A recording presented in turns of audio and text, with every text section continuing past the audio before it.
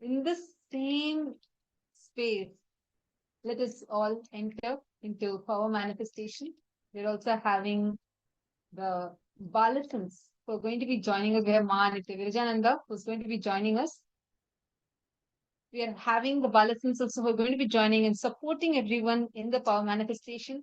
I request all of you to get started. So we have a very special power. What power are we going to be manifesting now? So we're going to be manifesting the power of bringing rain and being able to change the Vatavarana. Every one of us today, Swamiji has himself blessed us to manifest that Ganga, the space of Ganga. Just by connecting to this space, we can all manifest that grace, blessings. And every one of us that are sitting here right now, we're all going to be experiencing that grace and blessing. Just by connecting to Ganga Mata, just by connecting to Mother Ganga, we're all going to be manifesting the highest space, that most powerful experience. We request all of you to please settle down.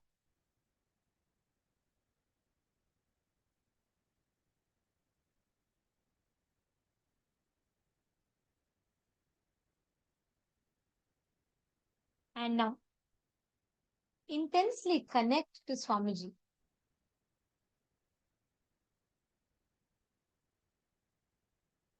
Connect from the space of oneness with this form as Ganga Dharamurti, Ganga Visarjanamurti form. Connect intensely. And in that space, any place that you take, you will be able to alter that place. You will be able to alter the weather in that place. You will be able to manifest rain in that place.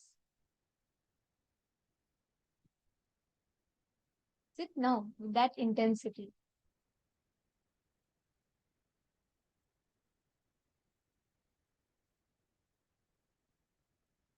Connect to Swamiji with that intensity, that bliss, that joy.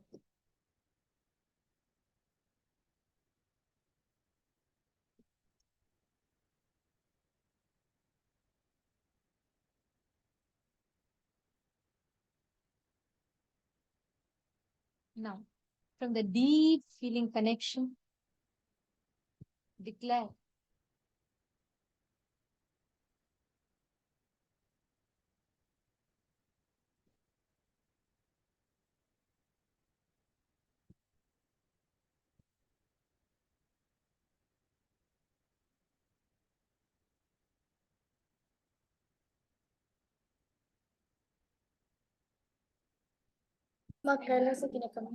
any place you take it right now, you can connect to Swamiji. You will be able to bring rain. You'll be able to manifest the rain.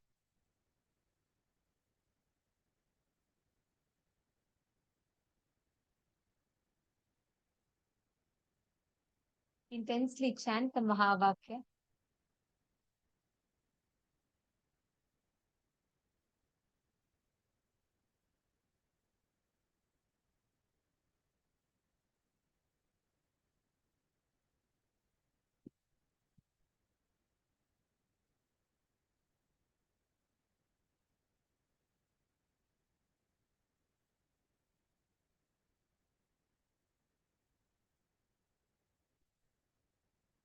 Declare any place you want. Connect to that place. Listen very carefully. From this space of oneness, just actually visualize that intense feeling connection, and from that space, manifest.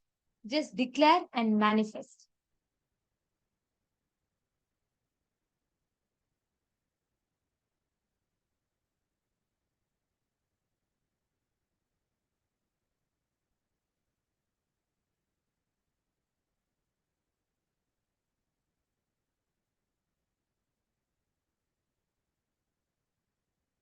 Chant the Mahavakya.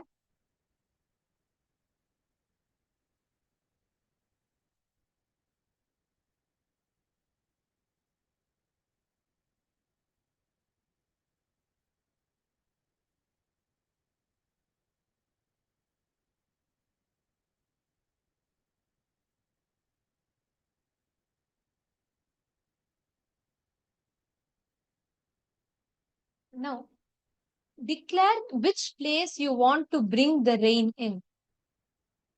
You will be able to instantly manifest in that place. Just connect, just pray to Mother Ganga, to Devi Ganga for her to manifest. She will immediately rush through there.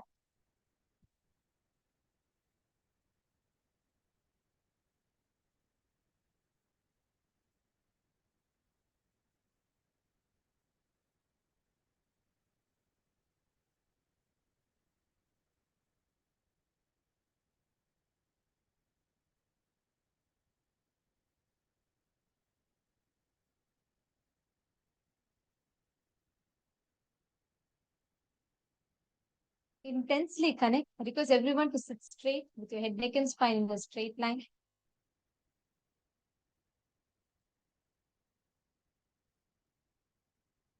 Now, how do you exactly do the power manifestation? All you're going to do is just remember seeing Swamiji wearing this turquoise dress, just sitting and gracefully showering us in this extremely beautiful form. Just visualize today's session. Remember today's session.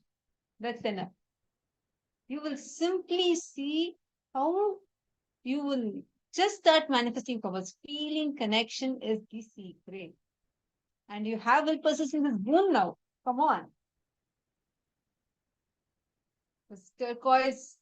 I mean, I know each day we are being graced with such beautiful, colorful darshan.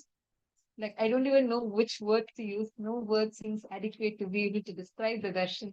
Just connect with Swamiji and enjoy the darshan. That's all. That wide smile that so many of you are having now, and that bliss tears which is in the corner of your eyes, that's the secret. That's all is needed for you to manifest powers. That if you have that, simply just decide to sit and declare. Swamiji will manifest it for you. Come on. Chant the Mahavakya. We are now going to be playing the Mahavakya. Just chant the Mahavakya intensely. Om Nithyananda Paramashivoham Om Nithyananda Paramashivoham Om Nithyananda Paramashivoham. Continue to manifest. Each of you will experience that blissful, divine experience, manifesting that ultimate Paramadvaita with Swamiji. Nithyananda Paramashivoham Om Nithyananda Paramashivoham Om Nithyananda Paramashivoham Om Nithyananda Paramashivoham. See, understand? We're actually now going to be playing a small bonus capsule for all of you. Just watch it intensely. You will see Swamiji just manifesting through you and see the initiation we have received. It's such an extraordinary initiation. You're just going to be sitting and you're going to be connecting with Swamiji. And you will simply see how Devi Ganga herself will shower. That is the boon we have received directly from the Paramavatar of Paramashiva himself, who has Ganga in his very jatas. So do not have any self-doubt. Don't even give legitimacy to any of it. One is trying to logically convince yourself, but don't even go to that extent. Don't even give legitimacy to them. Just sit right now. Connect to Swamiji. Choose any place. Understand? Choose any place. See, make sure that already it is not having a prediction of rain or anything. Take a screenshot of the current weather, current temperature. Post that on Facebook. I see so many participants sitting and doing. Wonderful. Post the screenshot of the temperature on Facebook and then do the power manifestation. And once you have manifested, you can post the next screenshot. Nithyananda Paramashivoham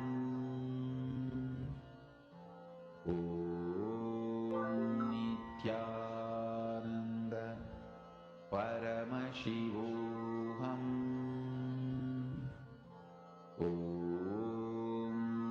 Nithyananda Paramashivoham Nithyananda Paramashivoham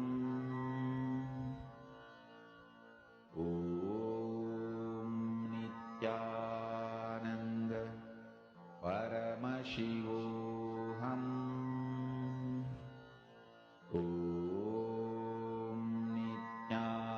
Nithyananda Paramashivoham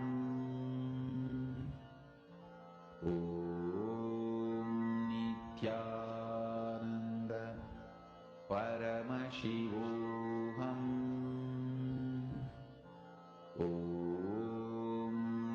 Nithyananda Paramashivoham Nithyananda Paramashivoham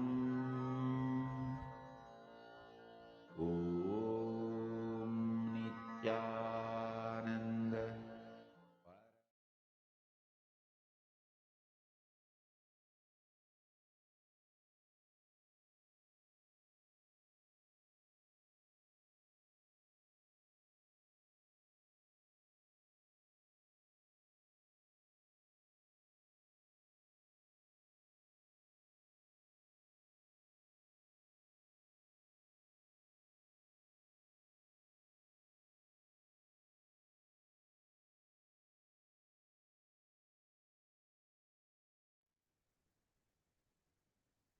Yes.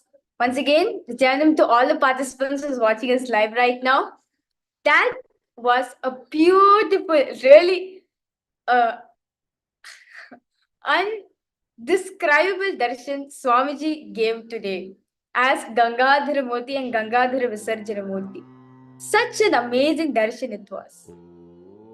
The best way to retain this energy, usually when Swamiji comes for darshan, the amounts of energy Swamiji pours in us, it's unmeasurable. Literally, it's more than zillions of worlds. It's unmeasurable. You can't measure the amount of energy Swamiji is pouring on each and every one of us just through one darshan, one initiation of Swamiji. So, the best way to channel this energy in you is through power manifestation. As Swamiji always says, whenever you manifest power, whenever you get the initiation from Swamiji, the best way to utilize it is just through power manifestation. Because when you manifest this power, you're already taken from a normal frequency to a higher frequency, where you can manifest any types of power, because you're right now your body is infused with the energy that Swamiji has given. All of you are now a Gangadhara Murti and Gangadhara Visarjana Murti. As all of us learned today that you are Paramashiva. From the space of Paramashiva, ask why I need to suffer. From the space of Gangadhara Murti and Gangadhara Visarjana Murti, let us manifest this power of manifesting rain in particular places which you want to manifest. So all the participants excited for it? Ma Sonia Rao, Ma Istek, Ma Mahulia, Ma Hedishlak, Ma Ananda Parameshwari, Ma Ragananda, because all of you to post your experiences during the darshan. It's always nice to hear from all of you how the darshan was.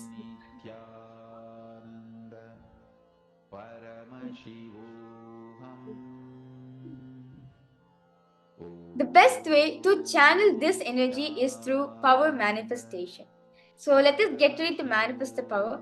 In this round, throughout the whole day, you guys, all the participants, you guys be manifesting various different level powers of changing the Vatavarna. Okay, Radhika just posted, it was a beautiful darshan.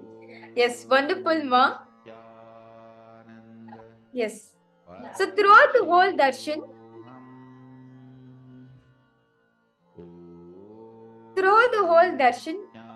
all of us have re-energized ourselves and raised ourselves to a different frequency. Now, the best way to manifest, to channel this energy is through power manifestation. So, throughout the whole day, all of you have been manifesting different powers, playing with nature. At first, you guys were playing the probability and possibility game through dice, and then after, you guys were manifesting increasing wind speed in the particular cities, countries which you desire.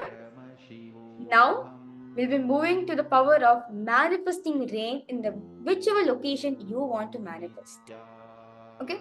So, is all the participants excited for it?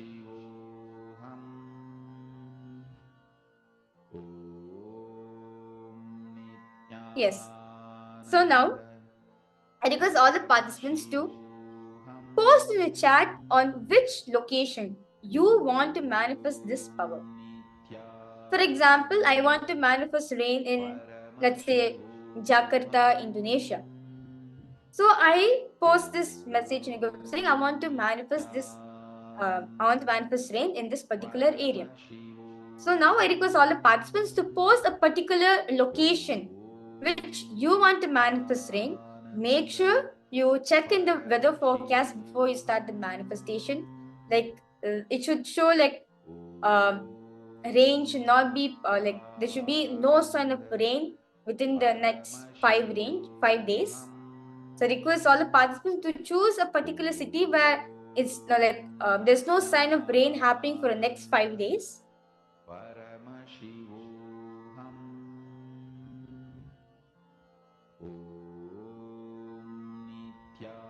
Nithyananda Paramashivoham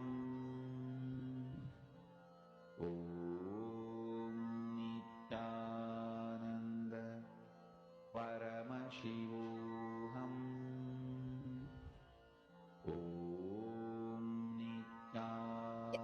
Ma Sonia Rao will be manifesting the power of bringing rain, Ma, in a particular place which you want to manifest. So now I request all the participants to post which country, which city, which particular place you want to manifest rain in that region. Nithyananda Paramashivoham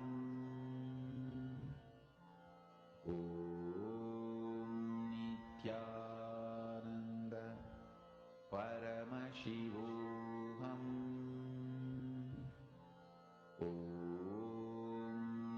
Nithyananda Paramashivoham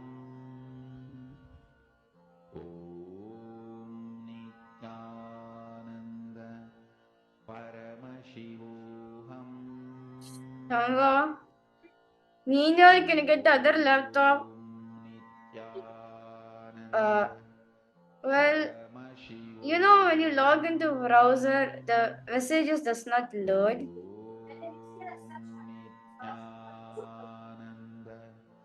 Yeah, that's it. When next channel starts, you'll get it.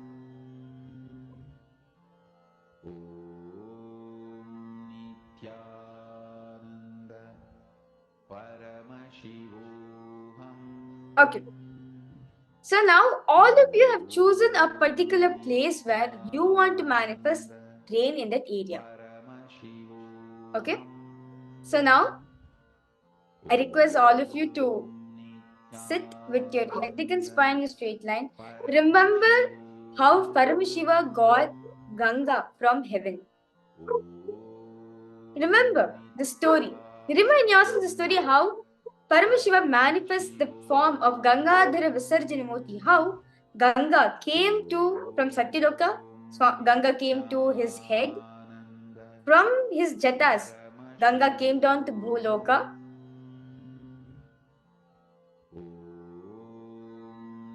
Nithyananda Paramashivoham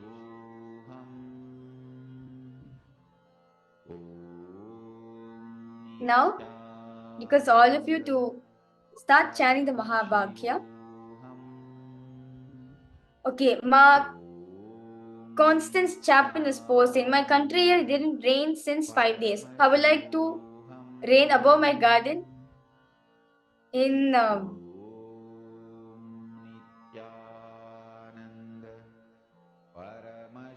your garden. Yes, that's wonderful, Ma. Yes, Ma Constance Chapin, you can manifest rain in particular area. Actually, in Gurukul, what we used to do, let's say we want rain to happen.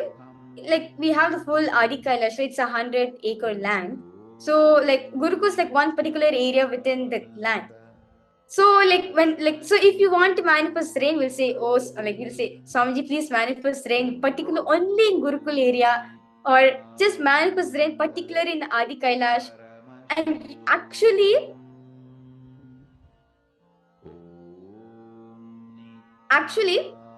many times just through we used to manifest rain through Rudrahoma. All of us will be conducting the Rudrahoma, and as a prasada of gods accepting a Rudrahoma, the gods will shower rain. So many times this has happened, particularly in the Adi Kailash temple alone, the rain will manifest. And just next to the Mysore road, the highway road, the main road, there'll be no sign of rain at all. So yes, Ma Constance Chapin, you can manifest this power rain, particularly in your house area, in your garden area, Ma. Just visualize yourself. Declare, I am Paramashiva. As all of us, as Swamiji said today, I am Paramashiva, and how can I experience suffering? How can I have suffering? See yourself, instead of saying, I'm suffering so much, how can I be Paramashiva? Instead of saying this, remind yourself, I am Paramashiva. I am Gangadhara Murti. I am Gangadhara Visarjana Murti. I will be able to manifest this power. Go see, simply you'll be able to manifest, bring rain in your area.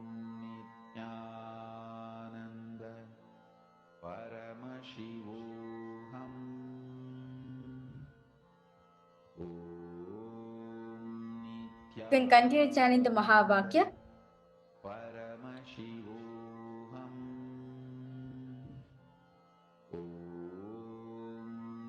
Nithyananda Paramashivoham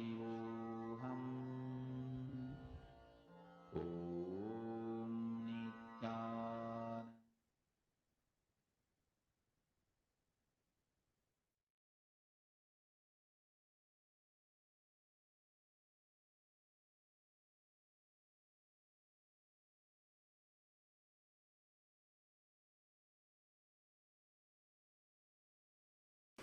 Today I wanted to expand on this one truth.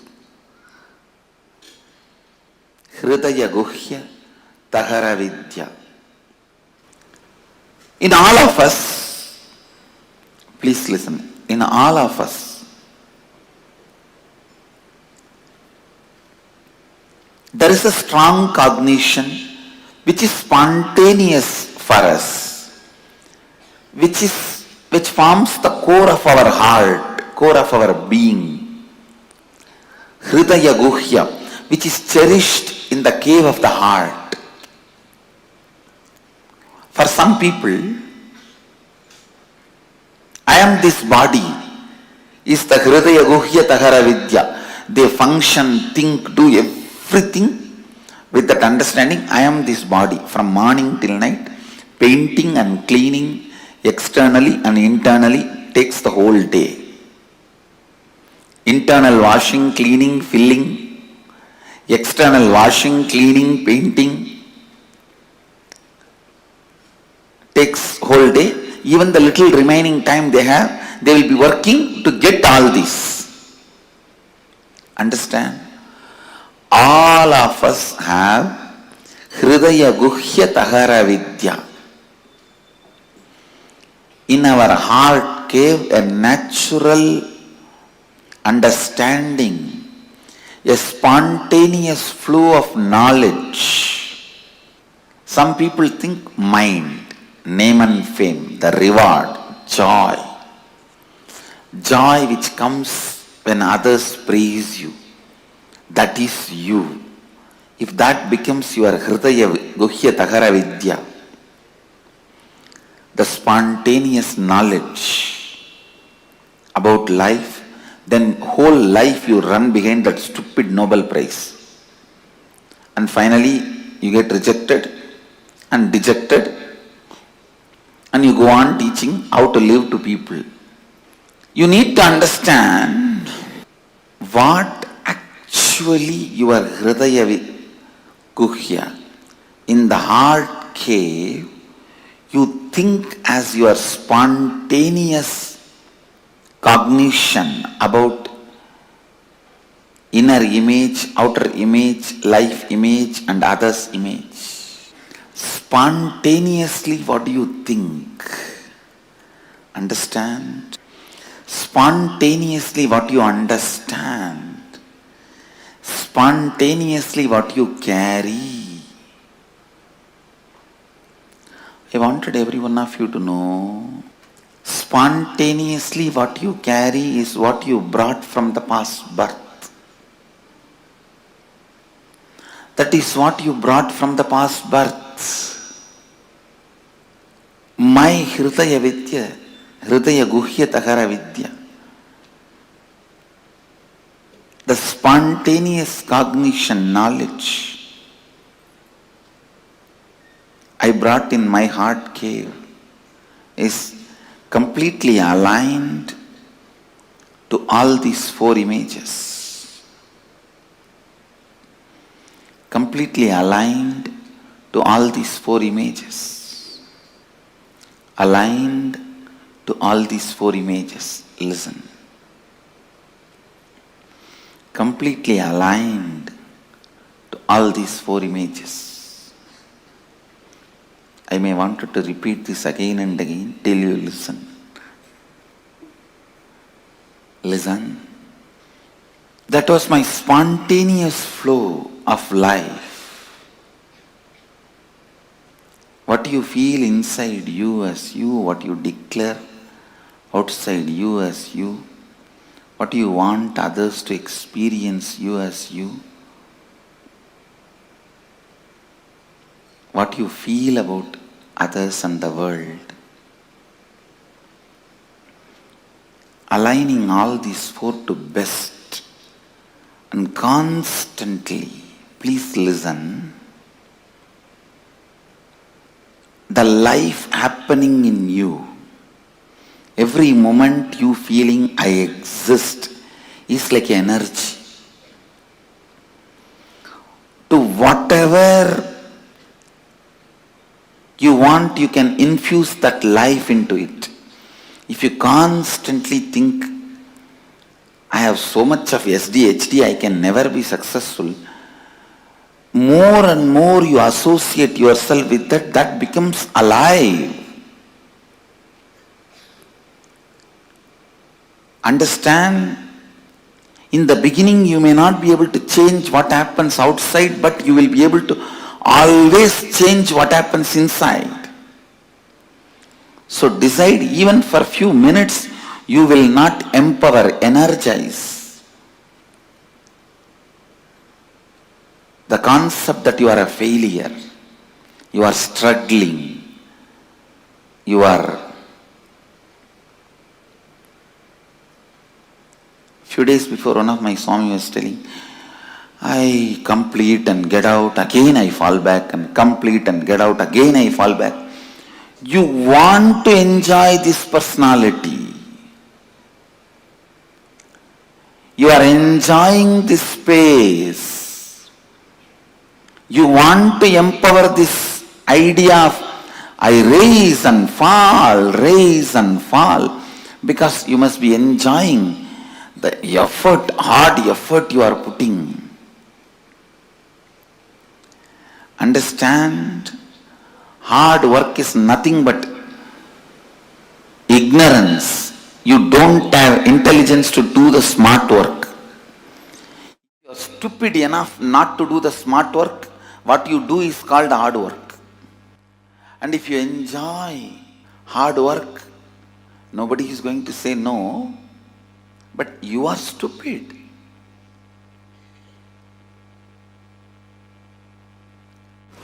Why will you complete yourself and then come out again, fall into the same ditch and complete yourself and come out? Because you empower that cognition. I am struggling, sincere, seeker.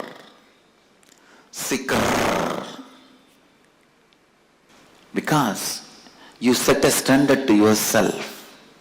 Long ago, at least I will be a good seeker. Whether I achieve it or not, who knows? I don't think I can achieve. That and all is not possible for me. But I'll be a good seeker. And maybe that is the way you will try to get others' attention. See, I am struggling and coming out. But stupid thing, nobody is ready to listen to your struggle. Understand? How much ever you try to decorate your struggle, nobody is ready to listen to your struggle unless you win the game. Only when you win the game, your struggles are garlanded, respected, worshipped. Your struggles by itself has no respect. So decide to win the game now. See, every moment your life empowers some cognition. Either, see, all these different cognitions. I am struggling. I can't achieve it. I can achieve it. I have achieved it. All these are just various cognitions, various balloons. You can fill the gas in any balloon. Your life is the gas. You can fill the gas in any balloon.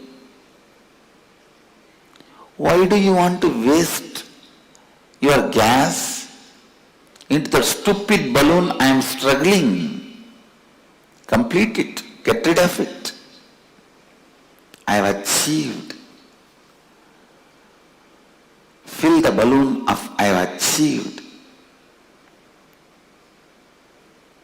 Then what is the qualifications of achieved? Person who has achieved? Always be aligned. This aligning, I wanted to expand on this little deeper. Morning when you wake up, just ask yourself, an authentic person who lives Advaita, how he will wake up? He will just wake up like Mahadeva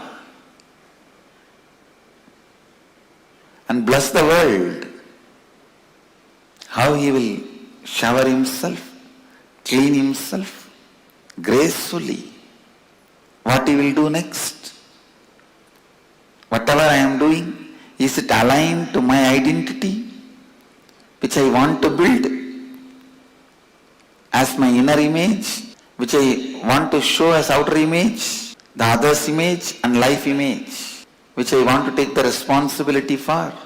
This aligning, the moment you decide, yes, this action has to be done if I want to have this outer image. After that, no conflict. No question of conflict, no question of contradiction, no question of anything else. No question of conflict, no question of contradiction, no question of anything else. In all of your life, what you want to build, clearly decide now and always align your actions to it. That is what is spiritual practice. In my case, I came with what I want, all these four clearly, and always my actions were aligned to it. That is why I claim born enlightened. Understand? The Hridaya Guhya Tahara Vidya was very clear.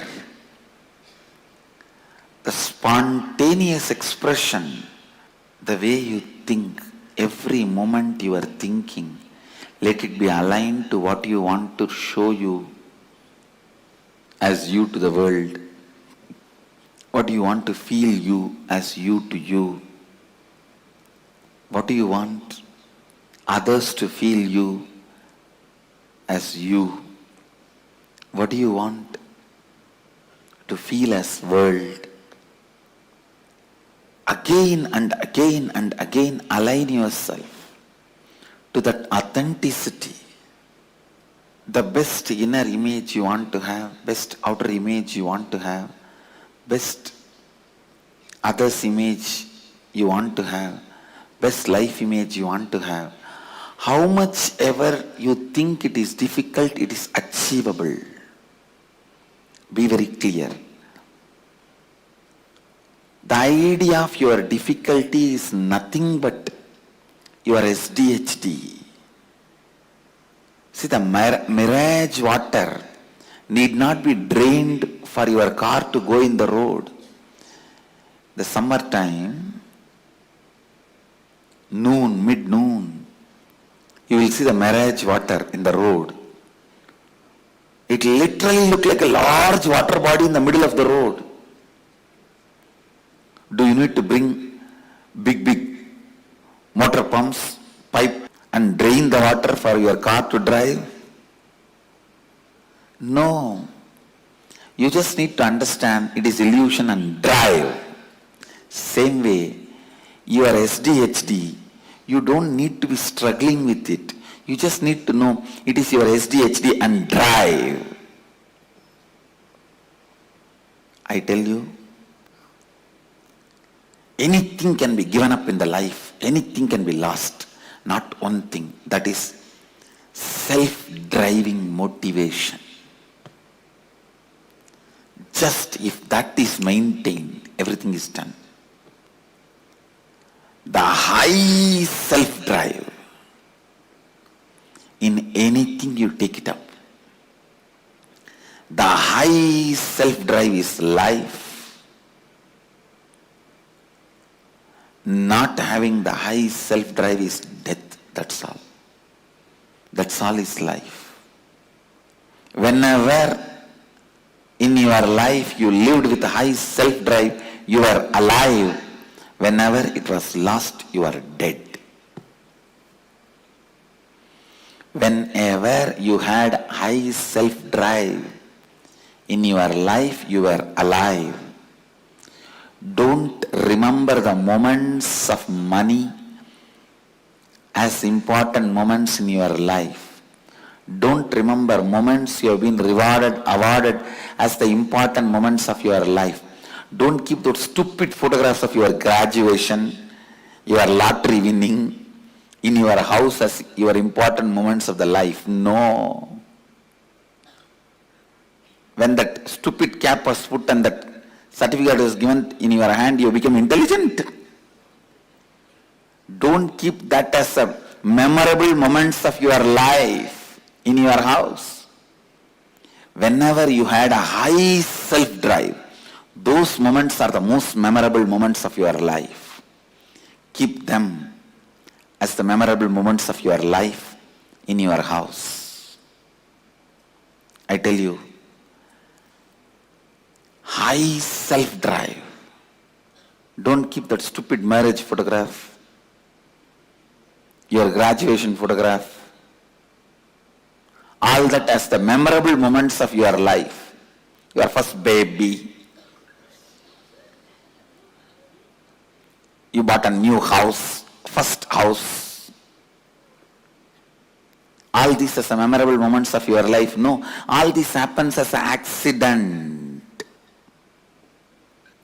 The high self-inspired drive moments you had in your life, those moments, memories of those moments, achievements of those moments, it might have been as simple as you took the lawn mower and mowed your whole house, whole lawn. Or you took the vacuum cleaner and cleaned your whole house. It can be as simple as those moments. Or you decided to hike the mountain and went on a hike. Or you decided to swim and swam for 2-3 hours. Or you decided to go for a long perpetual completion session and sat for 3-4 hours in the space of completion. It can be as simple as any one of these. High self-drive moments should be respected, celebrated, worshipped, remembered as the memorable moments of your life. All this, the first house you bought, the graduation certificate, your marriage, your first kid, all these can be social accidents. You say that social accident moments of my life. Keep them all in archives in your house. Social accident moments of my life. But only when you were living in the high drive. It can even be in your office without bothering about what money is going to come or anything. You just sat for 10 days and finished a project. Those moments, high self-drive moments, get them as the memorable moments of your life.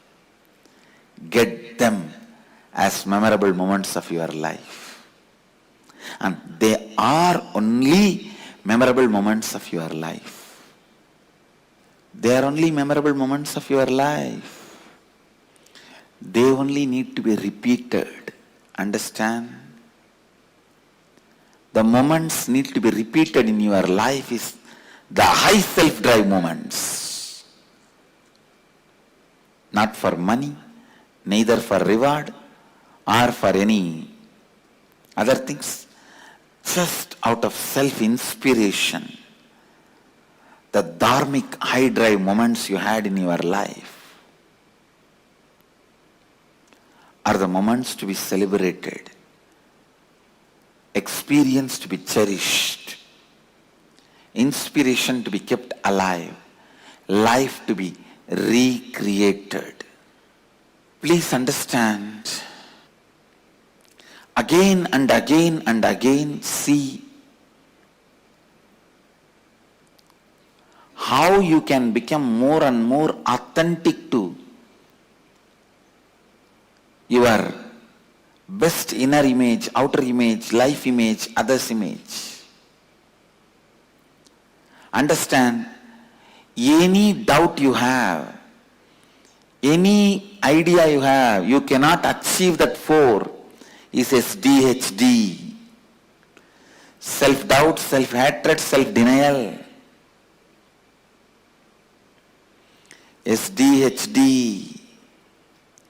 Go on completing with those SDHDs. Go on completing with those SDHDs. Let the external situation not create SDHD in you. Not encourage SDHD in you. Understand, the external situations should not be creating an SDHD in you. Constantly complete the SDHD and constantly align yourself to the declared identities, to the best identity. That is what I call Advaitic activism. Advaitic activism. This is what exactly I call Advaitic activism. Advaitic activism is my life. Advaitic activism is my message. I expect Advaitic activism to be your life. And Advaitic activism is our collective life. Understand, you need self-drive to complete SDHDs. No one can complete SDHDs for you. No one can complete. That is the only thing even Guru cannot do for you. Everything else Guru can do, and only Guru can do. But completing with SDHD, even Guru cannot do, only you can do it to yourself. That is the freedom you have to live or leave SDHD. Just decide. Living with SDHD feels good or leaving the SDHD feels good. Living with SDHD feels good or leaving the SDHD feels good. Understand? Living with SDHD feels good or leaving the SDHD feels good. Completing with SDHD, only you can do it to yourself. Again and again and again, demanding authenticity from yourself. Again and again and again, asking for authenticity from yourself. I tell you, if you retain your self-driving inspiration, whether you are grihastha or sannyasi, doesn't matter, you will become enlightened. If you lose your self-drive, whether you are a grihastha or a sannyasi, be very clear, you will be a failure. It is SDHD that matters. If you complete SDHD, you achieve it. If you are suffering, struggling with it, your life becomes hell. It is SDHD that decides whether your life is going to have the self-drive, enlightenment or not. SDHD is like a cow dung. If that is dumped, even the diamond will be covered. Even the diamond will lose its shining if just ordinary cow dung is dumped on it. But even if 1,000 years the cow dung was on diamond, the moment you wash the cow dung, diamond will again shine in its original glory. Even if you are suffering, struggling with SDHD for a million years, if you wash the SDHD now, your inner glory will stand up again. Understand? Come to the space of Advaitic activism. Come to the space of Advaitic activism. Come to the space of Advaitic activism. The more and more you align yourself, your declared inner image, best outer image, best others image, best life image, the more and more you tune yourself to that, more and more you become authentic. The more and more you become authentic, the more and more you live enlightenment.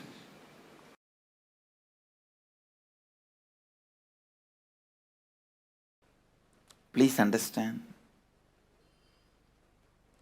self-drive is the source of the knowledge a human being has. Means that is Saraswati. Knowledge is not number of books you read. Knowledge is not number of concepts you know. The amount of self-drive you have.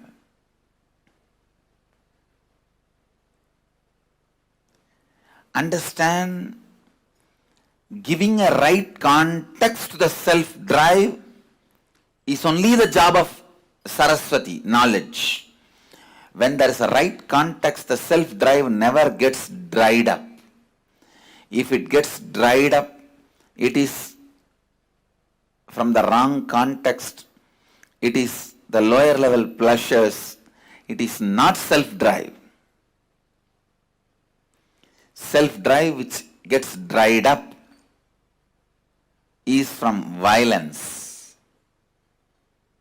or from greed.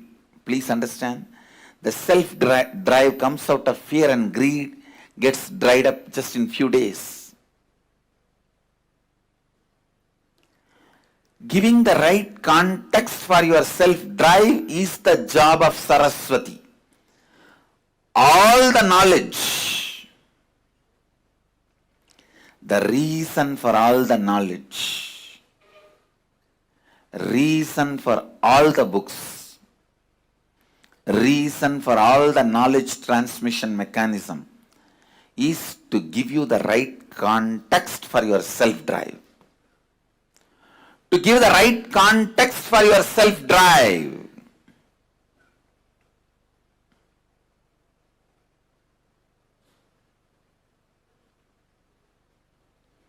Giving the right context for your self-drive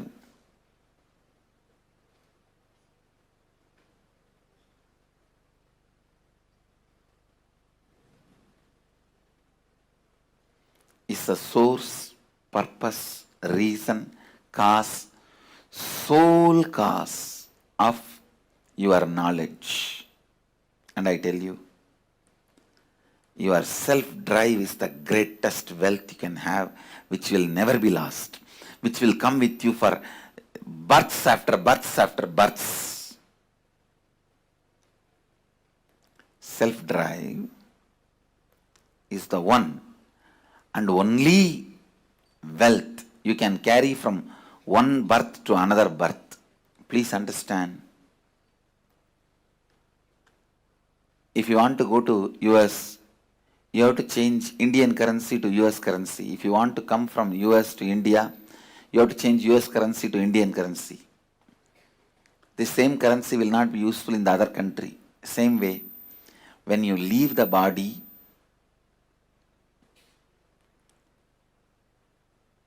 whatever you accumulated in this birth, wealth, life, relationships, properties, nothing will be useful in the next birth. But the self-drive you accumulated will be there with you in your biomemory as your asset. I tell you, self-drive is the Lakshmi. Self-drive is the ultimate wealth, ultimate asset.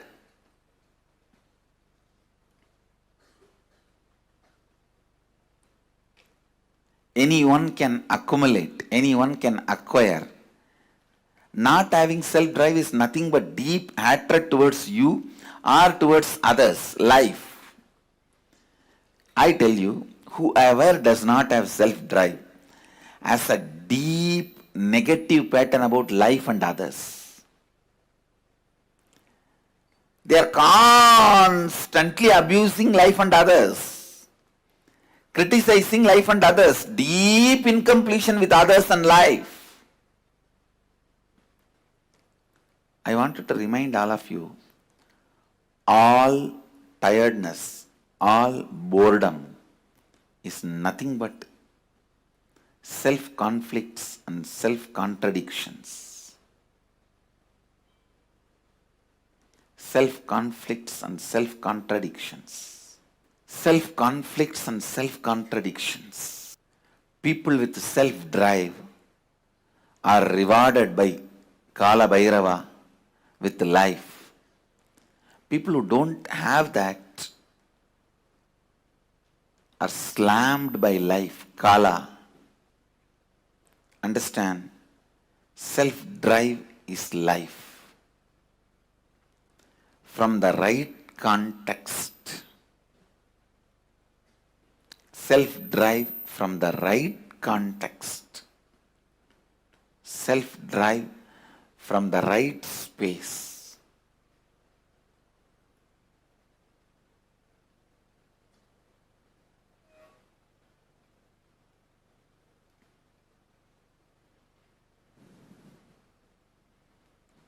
Self-drive is the only energy, Durga, you can have. Nothing else is energy. Not your muscle power or your thinking power. All that are not the top energy. Self-drive is the energy of life. Understand? Self-drive is Saraswati. Self-drive is Lakshmi. Self-drive is Durga. Driving yourself constantly, I tell you. Anything stops your self-drive from the right context is incompletion. Immediately complete with it and get rid of it. The verse in Bhagavad Gita, the words of Sri Krishna, Uttared Atmanatmanam Atmanam Avasadayet. This is the exact interpretation I will give.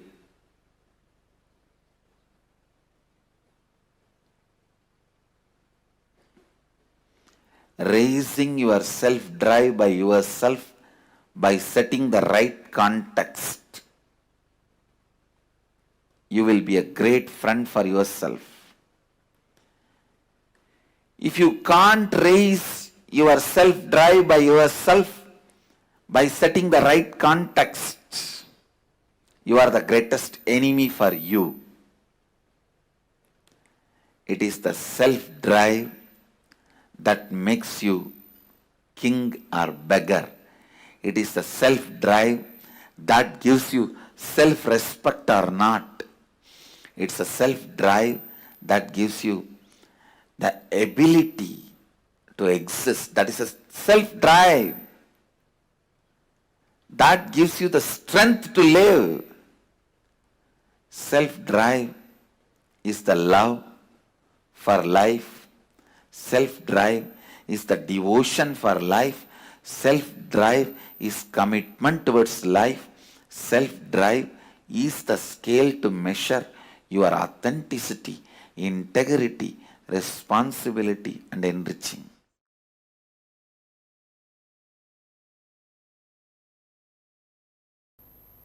I tell you,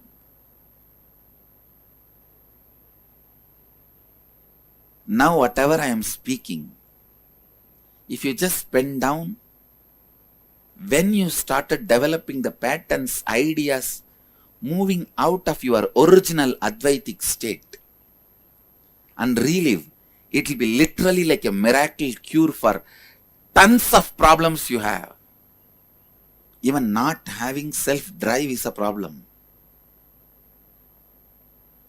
If you find out when you lost the Advaita, that is the time you would have lost your self-drive for life.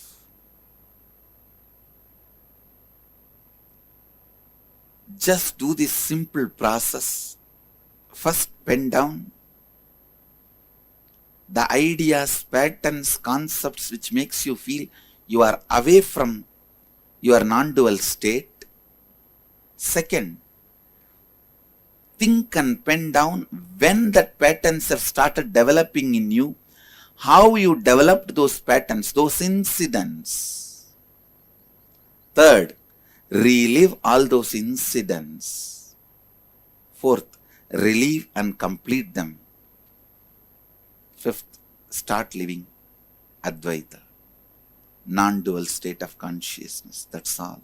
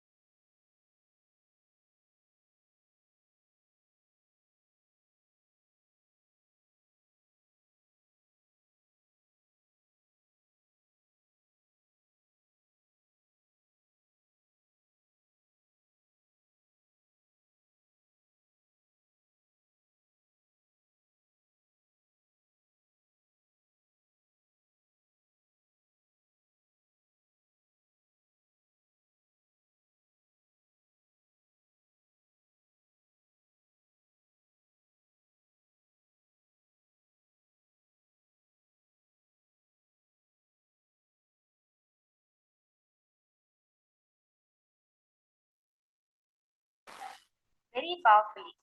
Swamiji gave us the ultimate technique, the ultimate thing that any of us will need in life.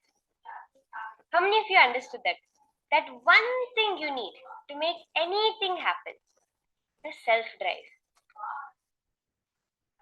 Because that self-drive, when you have, nothing can stop you. From morning, really, we have been cognizing about what will persistence actually means. See, when it comes to manifesting anything, resources are not needed. Support is not needed. Infrastructure is not needed. Only one thing is needed. Even capability is not needed. Having the self-drive and the will persistence to make it happen. How many of you understood this? All of you can post in the chat. What was your takeaway from this session today? What did you understand as your powerful click that Swamiji gave you just now in this session?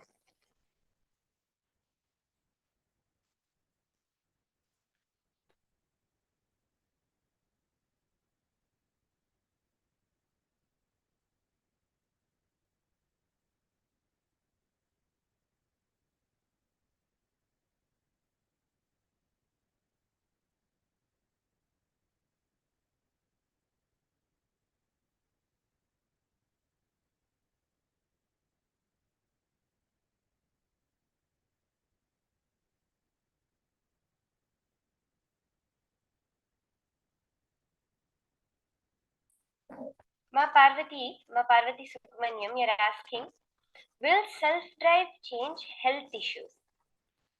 See, Ma, when you have the self-drive, actually, when modern day scientists, like there's a new field of science coming up called epigenetics. In that, they say that 90% of all disease is 90 to 99% of all disease is a mental problem. Only 1 to 10% of it is actually physically problem. What we say physically problem, what it means is genetics. For example, Tay-Sachs disease or some sorts of sickle cell anemia. These things may be genetic, but other than the very rare case, it's just your belief that you hold about something causes a health issue. See, we have a strong cognition about life happening, that it's spontaneous, which forms the core of our being. That is the Hridaya Guhya, which is cherished in the core of our heart. It's an energy. Just listen, Ma. As you're understanding, the whole science will get revealed. When you understand the science, it becomes very easy to solve any problems.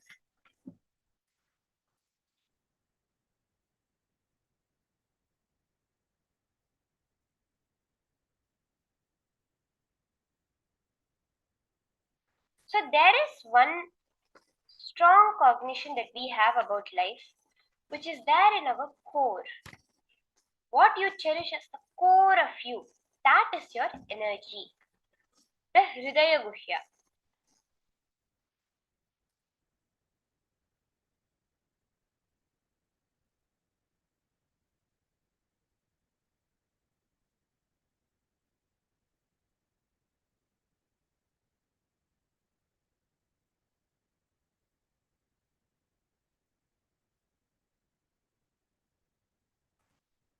As Swamiji revealed in the Bhagavad Gita, when in the chapter 6 verse 5, when Krishna revealed, Uddhare dhatmanatmanam atmanam avasadaye atmaiva hyatmano bandhur. Bandhu means friend.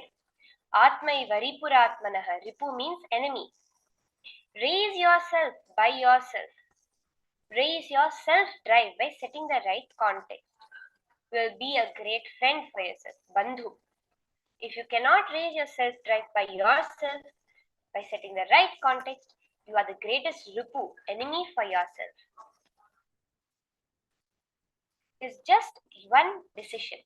Ma Parvati, when it comes to anything, including health, it is us who decide to put our body into a certain health issue. Because physically, our body and mind are the same thing. Our mind is just a subtle version of the physical body. So when there is an issue in the body, there will be an issue in the mind. The mind is more subtle. It is closer to us. We are easily able to change that compared to what we feel we can change our body. So when the cognition shift happens, that root cognition changes, then immediately even your health will change. So let's do a short exercise now, where you're going to pen down the ideas, the patterns, and concepts which make you feel you are away from your Advaita space. See, very beautifully as Swamiji revealed. The minute you dropped your self-drive was when you stopped feeling Advaita. So from when did you drop from that state? For example, you felt, I'm not efficient enough like my friends. I don't know if I can handle anything single-handedly. These kinds of things where you felt alone, you started comparing, that duality came in. So the first step, let us start with this.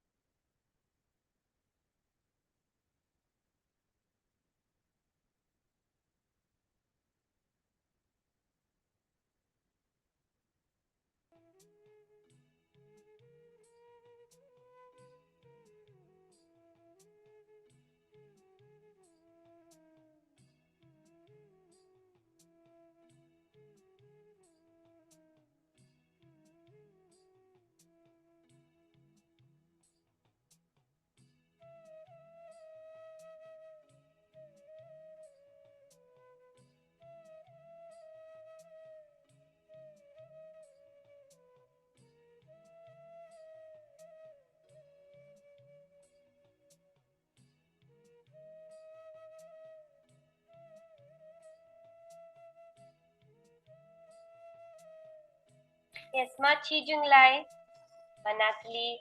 If any of you have any questions regarding the session, you can post it in the chat.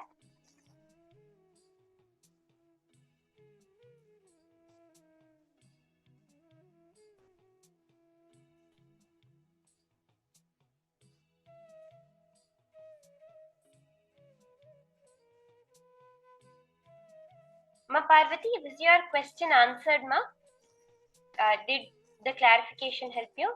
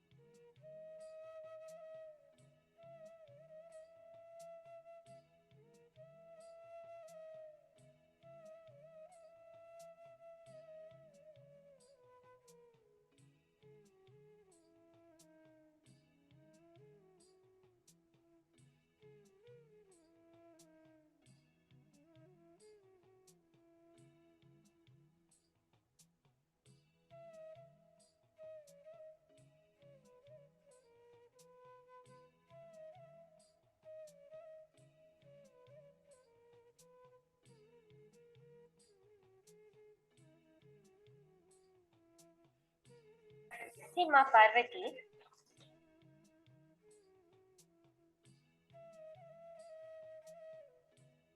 as you're sharing that you have anemia and you really want to heal yourself, you don't know what's the cause. You will find your root pattern, have a cognition shift. See, Ma, as you had posted this message, just Swamiji revealed to me saying that there is some deep pattern inside of escaping from life, like a victimhood pattern. You feel weak and you're cherishing weakness as your inner image. This was one thing which came up Ma very strongly, which is causing the anemia within you. That somewhere you are cherishing a lot of weakness in your inner image. You're holding yourself as a victim towards life.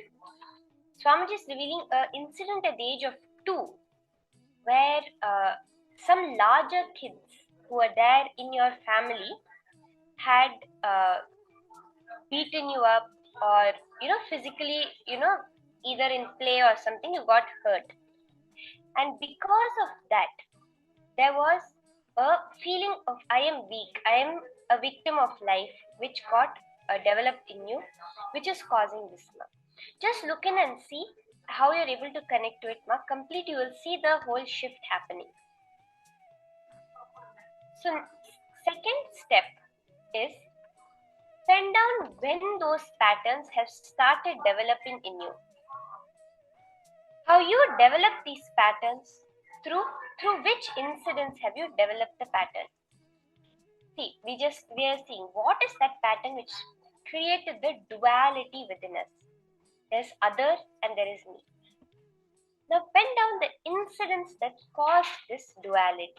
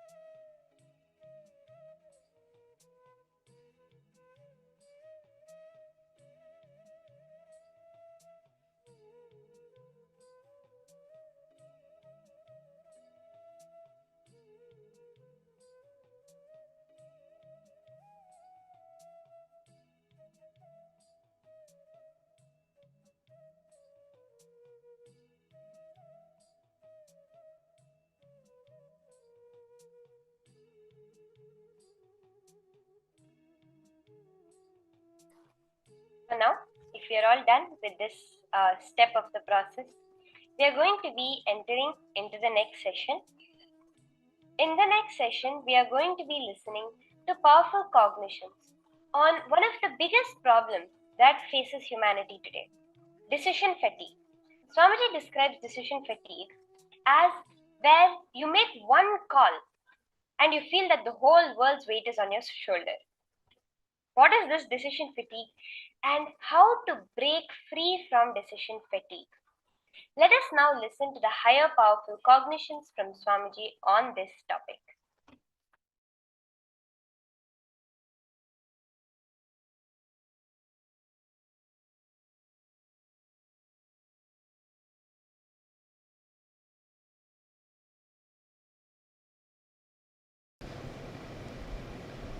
Your life change has led to believe that you did it. No, your Vatavarana, atmosphere did it. The lifestyle change and the luxury you are enjoying, every inch is not done by you. You only made one decision of moving to that atmosphere. Otherwise, everything else was done by the atmosphere. But when you attribute all that to you, you suffer with decision fatigue. It's a responsibility of NRI doctors. Even you are going to be a doctor.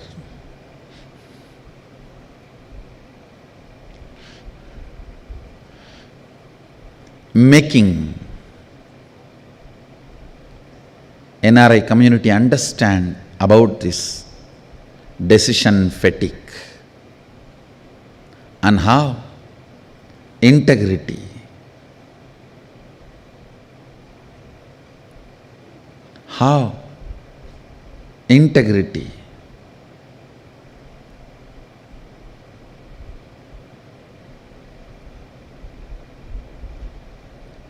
directly can heal, directly can cure, directly can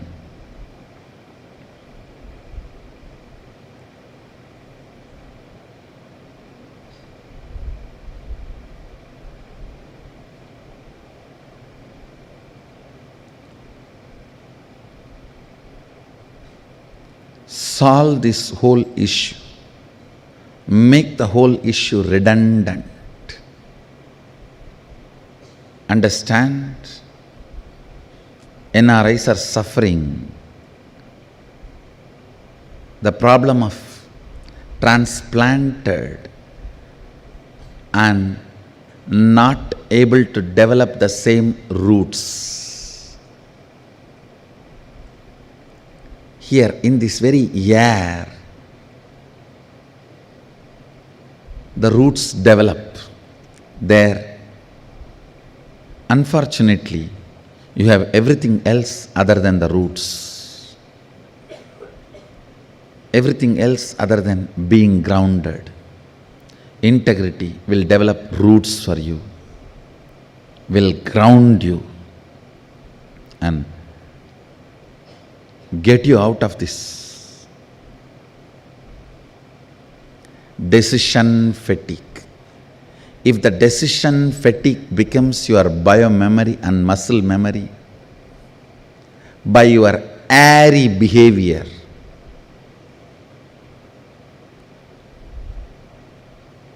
selling yourself constantly to your boss, you also start believing. After some time, your value is more or less like if he is not there, things will collapse. Not that if he is there, he is going to contribute. Understand? Your value for the team is contributing, is one scale. The other way, if he is not there, it will collapse. If he is not there, it will collapse means you have built your biomemory and personality based on decision fatigue. And you keep only reign in your control, you are not contributing, enriching. It should always be, you should be remembered for the contributions you make, not because you keep the reins under your control, in your hand.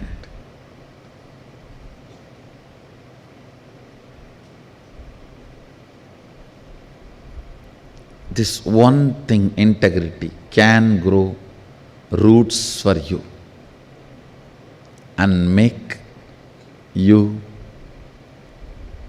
excel, live, excel, live.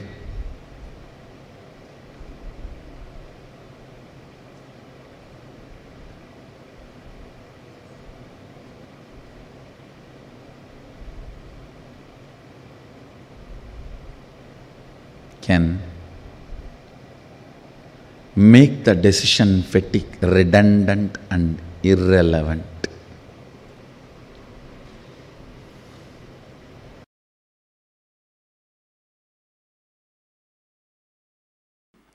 Understand the word, the luxury of simplicity. I am defining luxury of simplicity means to keep yourself inspired and excited and enthusiastic, alive. I do not need anything from outside, is luxury of simplicity.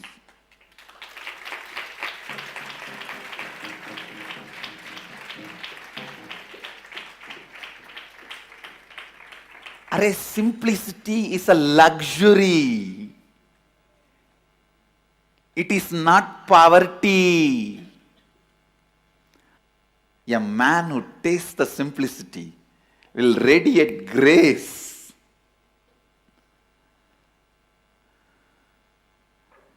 The luxury of simplicity, it's the property of Mahadeva.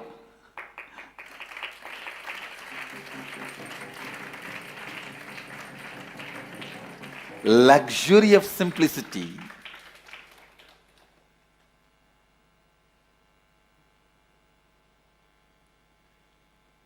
The ability to be constantly inspired, excited, alive, radiating.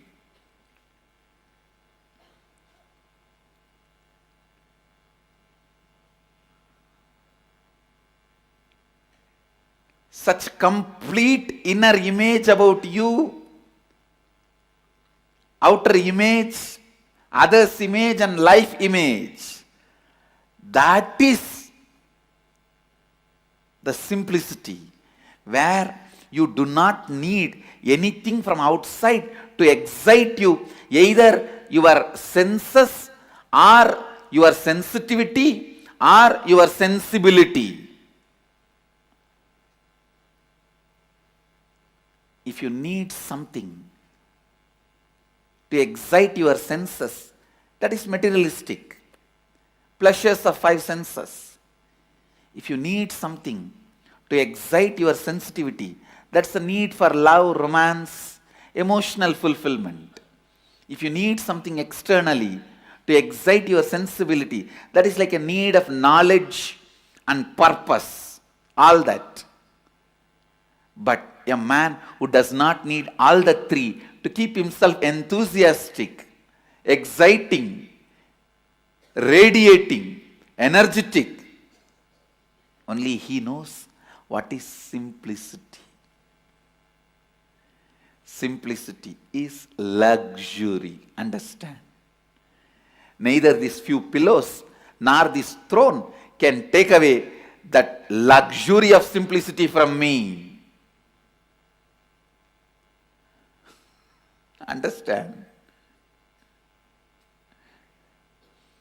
Simplicity is not, as you understand, poverty-based.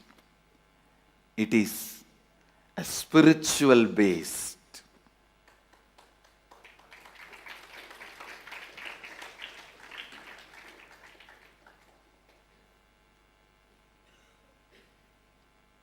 The inner space that decides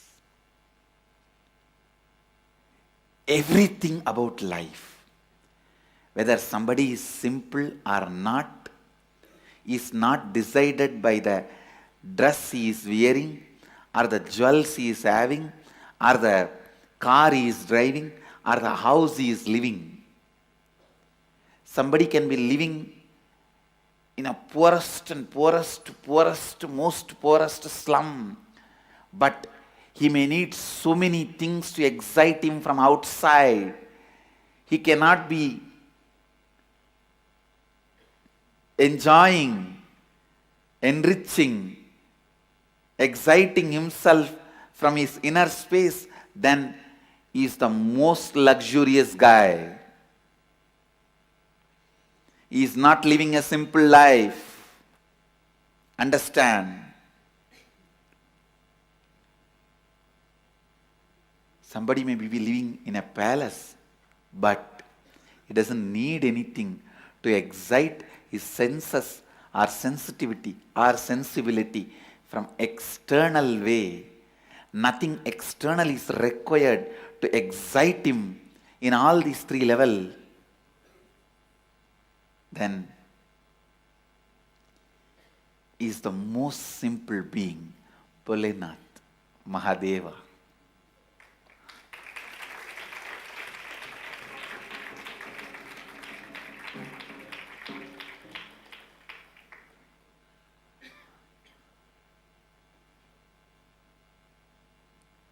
Luxury of simplicity. Understand? Today I have coined a new word. Socially ununderstandable. Maybe even unacceptable. Luxury of simplicity. I want my sannyasis to inherit that from me. That is the biggest inheritance you guys will have from me. The luxury of simplicity. In the inner space, most simple. That is why many times the newcomers get boggled. They can't understand how I'll think, how I'll act. I'm such unpredictable.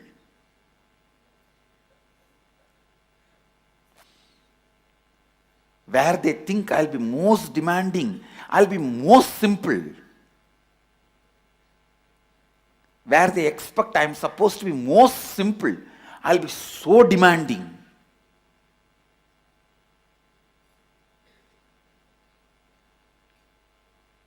Because I operate from the space of luxury of simplicity, neither from luxury, as you know, nor from simplicity, as you know. Listen, the space of Shivoham starts growing in the luxury of simplicity.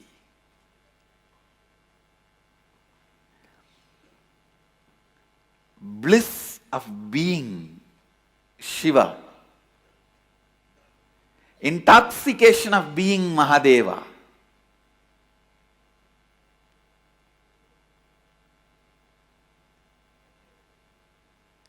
Yesterday, one issue was brought to me. They said one ashramite is going around and telling he is Sundareshwara. I said, thinking he is Sundareshwara and going around is not wrong, but telling he is Sundareshwara and going around is something wrong.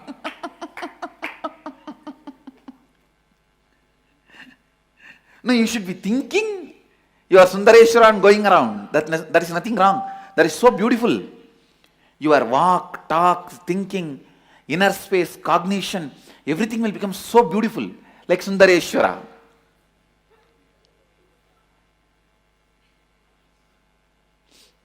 Now I wanted you guys to live like Sundareshwara.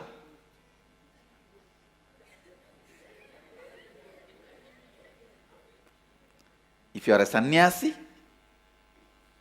be Meenakshi and Sundareshwara in one body. If you are a grihastha, be like Meenakshi and Sundareshwara. That is my initiation.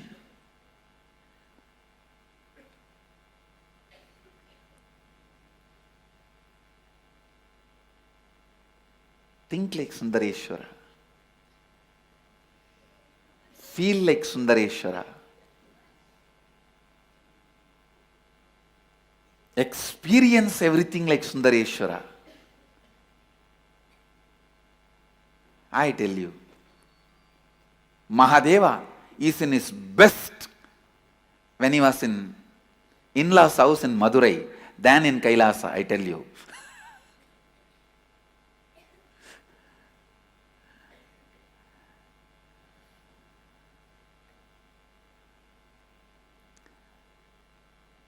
The first time Mahadeva had 3 marriages, but the same person. The first marriage with Sati, father did not accept. Second marriage with Parvati, mother did not accept. It took long time, then mother settled down. Only in Madurai, both accepted. Of course, father was not in the body when the marriage happened. Meenakshi's marriage happened.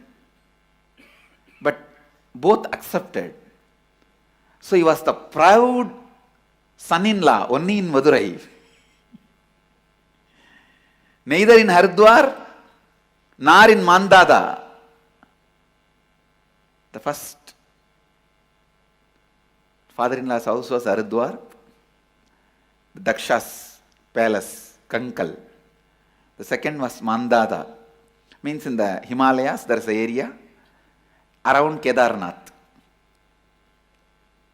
where the Parvati and the Himaraja lived and marriage happened. Second father-in-law's house. Third, Madurai. In Madurai he was accepted, respected son-in-law. He was in his best in Madurai. So experiencing or visualizing or feeling, imagining your Sundareshwara is great.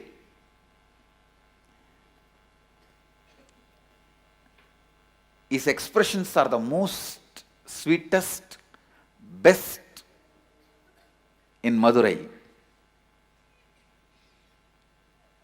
The way he expresses the powers are his beautiful Sadgunas.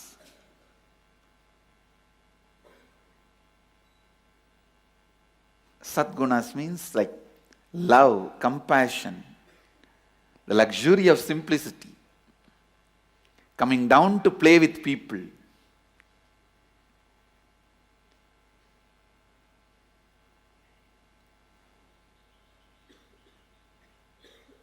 Standing by the people. All the expressions, Sadgunas, as Sundareshwara, in his, how he is described in the Tiruvilayadar Puranam, doing 64 Leelas. In that, he is more expressing than how he is described and portrayed in Shivapuranam, Leelas done in Kailasa. That is why I am telling you, you imagining, visualizing your Sundareshwara is great. But it has to ripe, experience, start expressing from inside out, not from outside in.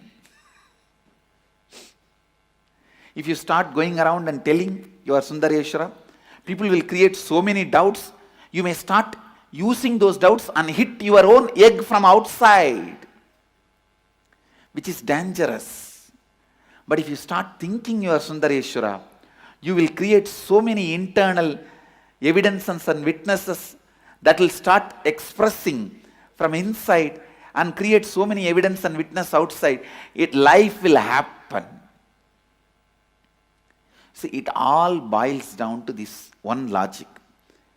Do you want the egg to be broken from outside or from inside? That's all.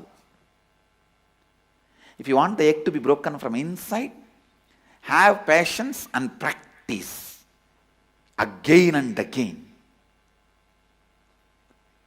Practice.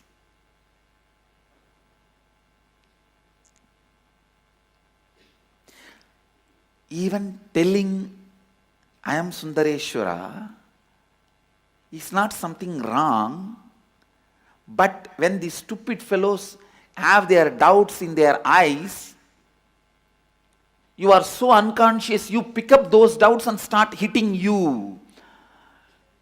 You demand the chisel and hammer from them and you start hitting you. From the borrowed chisel and hammer.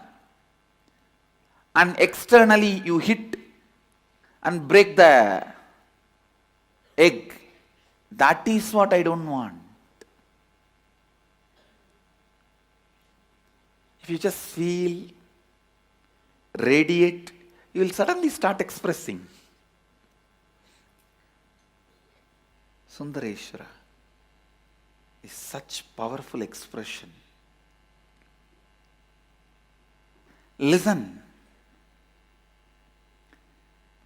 Constantly hold on to that space.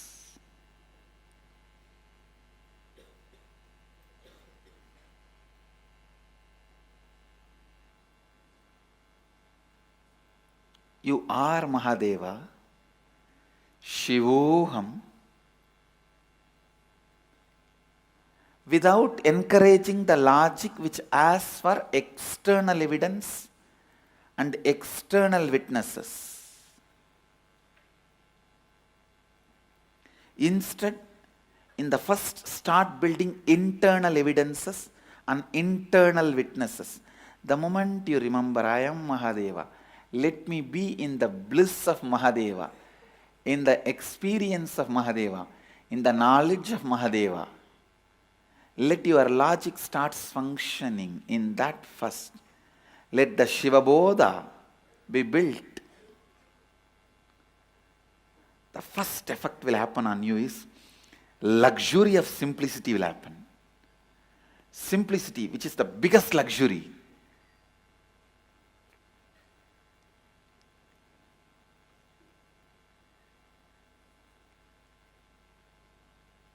When I decided to come to the planet Earth, the first thing I packed and kept under my arms, without forgetting or without leaving the responsibility to somebody else. Land, I told, hey, you go and take it. Keep it ready for the Sangha. Wealth, I said, all right, you take it and go. So many things, strategy, so many things I sent it through so many people and told them, hey, go and keep all the things ready. But one, I myself kept it under my arms without leaving it to anybody is luxury of simplicity. Understand, this one property, I did not leave it to anybody. I did not leave that responsibility to anybody. Because this is the most important property I need. Whether in my thinking, or being, or words, lifestyle, teaching, in everything, this one quality, luxury of simplicity, will be underlying current.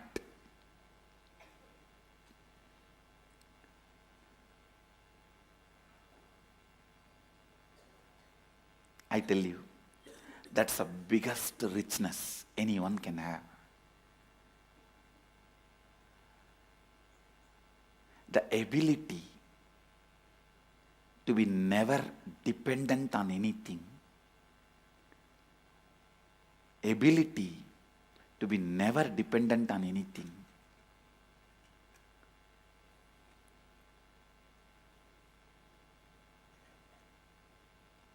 Even now, my whole life can run just with few handful of curd rice and tamarind rice. That also I am not dependent on it.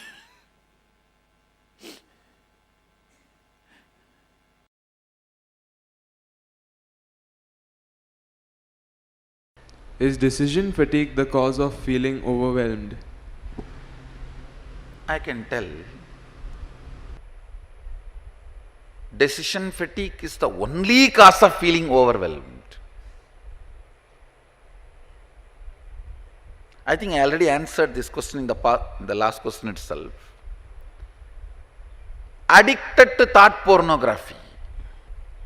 The moment you hear Swamiji asked me to build 20,000 square feet meditation hall. I have not even built 2,000 square feet home in my life, in my house. It is first time. I don't know what I am going to do. I never did this. As if I conducted Sadashivoham 23 times and I am conducting 24th time. Life itself you are living for first time. Every day is first time.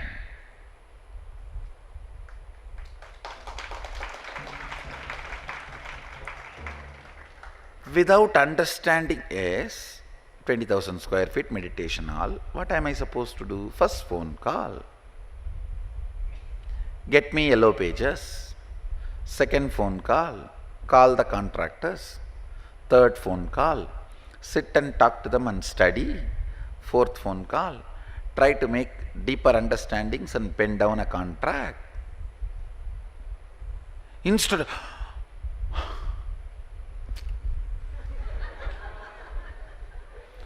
doing all drama, you are not in the space of Kannaki, where husband is dead and life is over, or you are not in the space of Draupadi, where your dress is being pulled and you are in the Sabha. No. Doing all Kannaki Draupadi drama just for building a 20,000 square feet meditation hall. I never did even 2,000 square feet. I don't even know what is 2,000 square feet. How am I going to do? Overwhelmed. Understand, overwhelming is nothing but saying no to life. Listen. Better mark these points today, Facebook status for all of you. If you feel that no time available for you in life, make this line as a Facebook status. Feeling no time available is equivalent to thought pornography addict. Second, feeling overwhelmed. Listen carefully. This feeling overwhelmed is equivalent to saying no to life. When Isavasya Upanishad says, Tena tyaktena bunjidamakritakkasya sviddanam guruvanne vegajijivishet chatagnu samaha evam dayinanyadedosti karma lipyate. Live hundreds of years means do not feel overwhelmed. Don't say no to life. Say yes to life. Feeling overwhelmed is one of the worst cunning way of saying no to life. Don't do that crime to yourself. It is a sin against yourself. Atmahadya papa. Atmahadya dosha. Feeling overwhelmed is equivalent to saying no to life, and Atmahadya, saying no to life. Don't do Atmahadya, means saying no to life.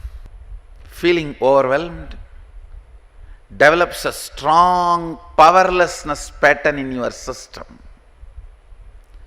A very strong powerlessness pattern, which will be costly, which will be costly, which will be costly. Listen, which will be costly. Third, next question. Is decision fatigue the cause of feeling complexity of decisions? No, listen. Here you need to understand many things. Decision fatigue is not the cause of feeling complexity of decisions. It is actually you believing stupidly there is a complexity in decisions. There is no complexity in decisions. It is all about addicted to thought pornography.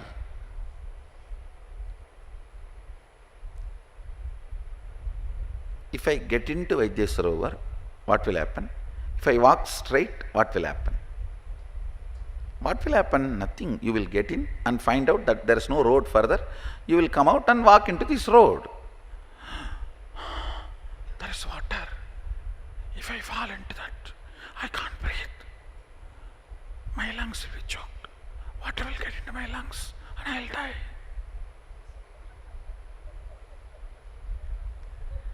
You are a man. You are not going to collapse into water. And it's not that nobody is going to get you out. First of all, the water in the Vaidyasarovar is not enough to kill somebody. There are tons of other things. You always have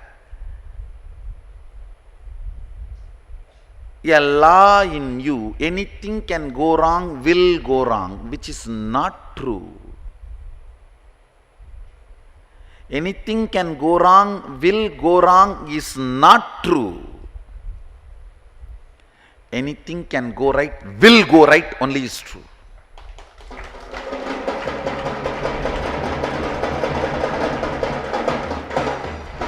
If anything can go wrong, will go wrong means no one can exist.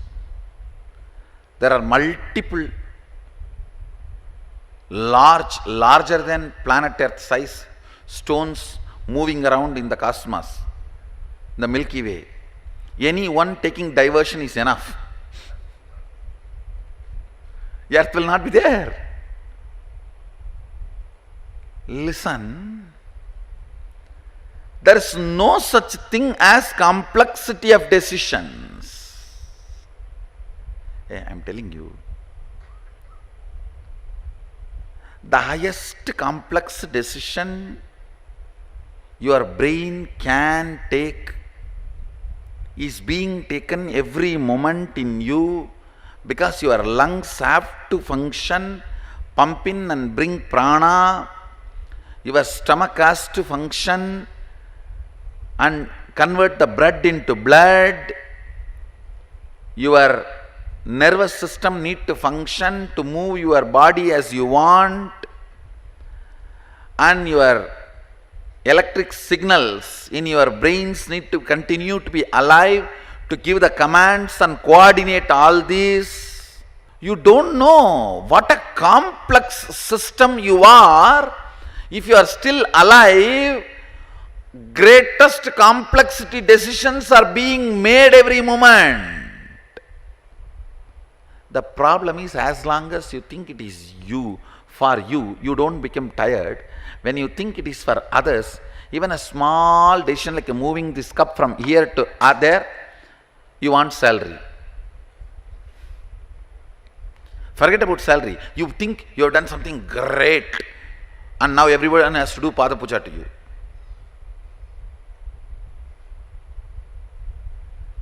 Everyone has to pamper you. You are worthy of pampering, getting pampered. Whatever is not available to others should be made available to me. Whether it is a resource or everything. Listen carefully. This is one of the worst Maya matrix, steals your life from you. The worst thing is, see, any structure which reveres you, gives you the best if you are integrated, that is outside the matrix structure. That's the KAILASA, Zion.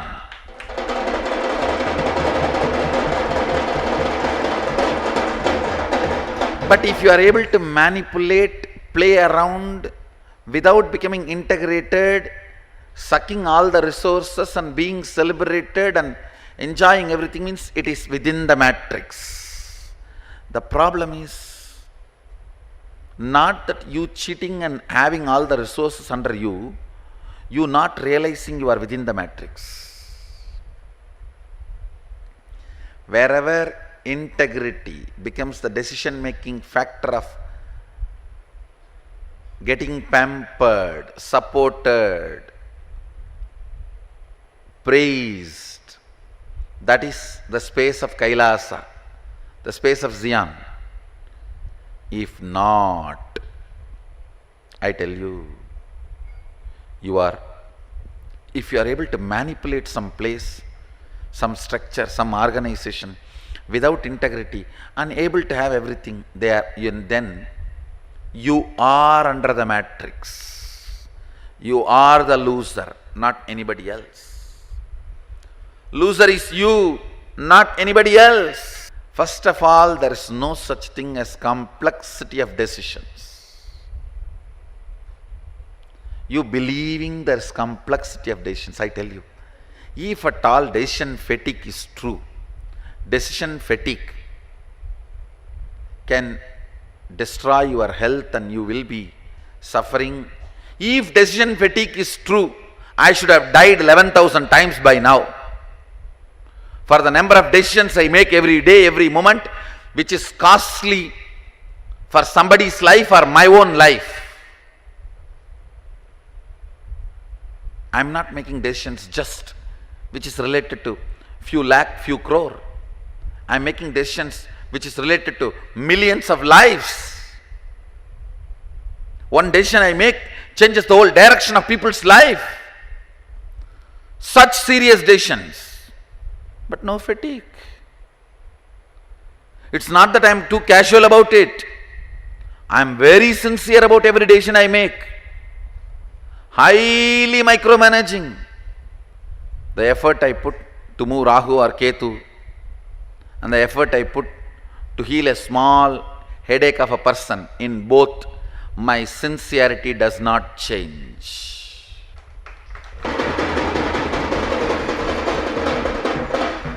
My micromanaging sincerity does not change. But there is no complexity of decisions. There is no decision fatigue. Decision fatigue is nothing but you believing something is your own and something else is not your own. When you remove that, love can be an amazing lubrication, antidote to liberate you from decision fatigue.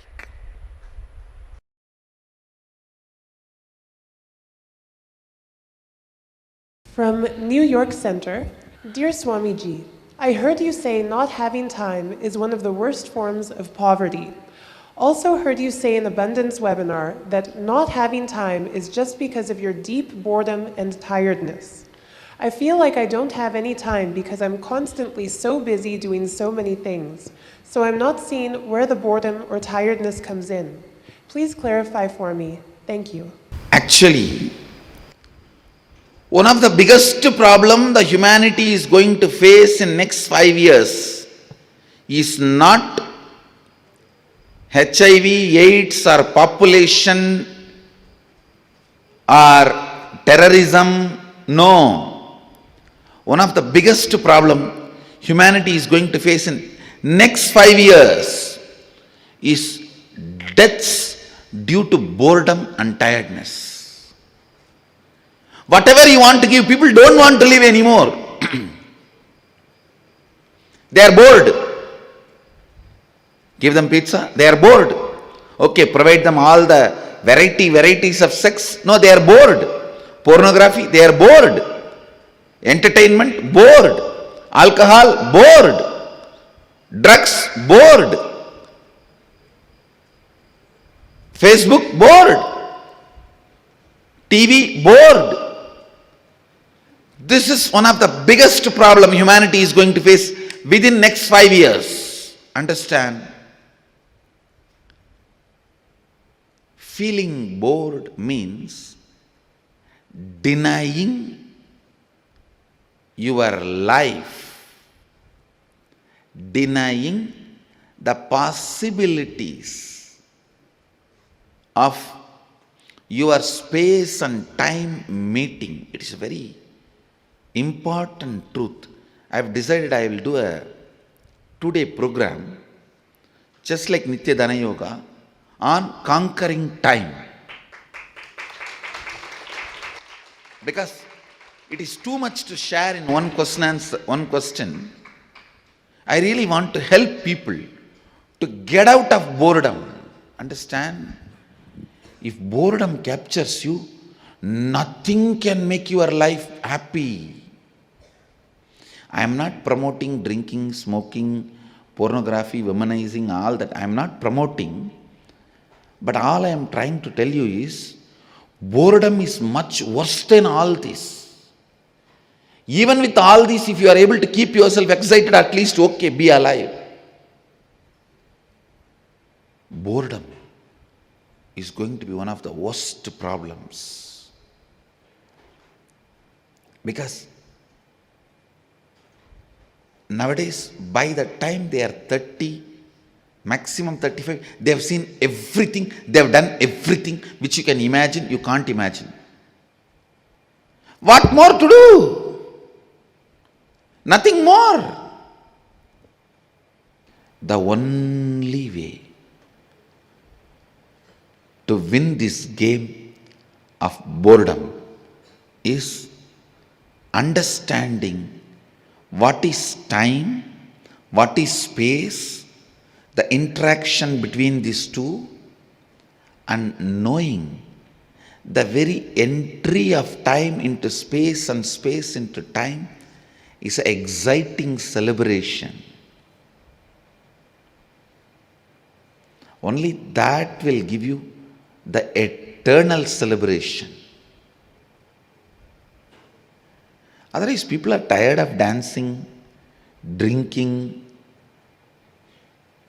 marijuana. People are tired of everything. They have done everything. All these became outdated. Drinks, womanizing, marijuana, whatever you call it as a pleasure. Vacation, cruise, this, that. Everything has become old fashioned, old style. Now all this no more attracts the next generation. We have seen what is there next. We have seen what is there next. Human beings have gone to the extreme. Now nothing more excites.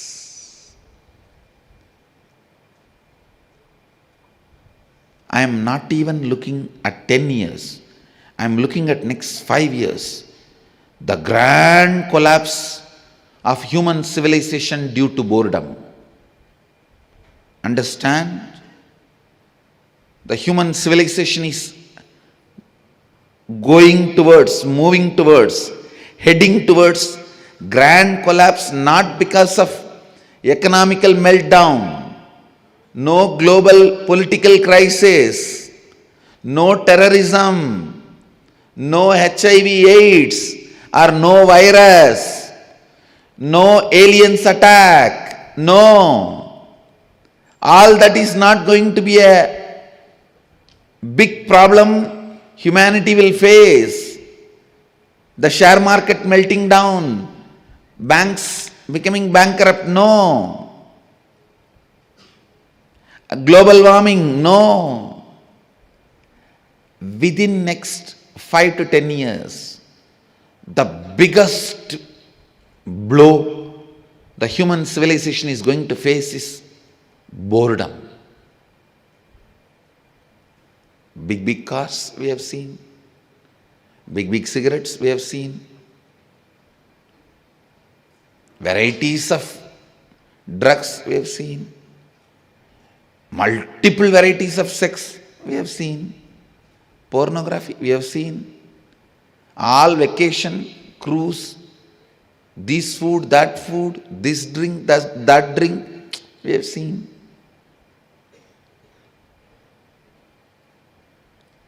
Even if you see 2 drink, third, you know about the third drink, leave it, I am bored. The biggest problem is going to be inability to handle boredom.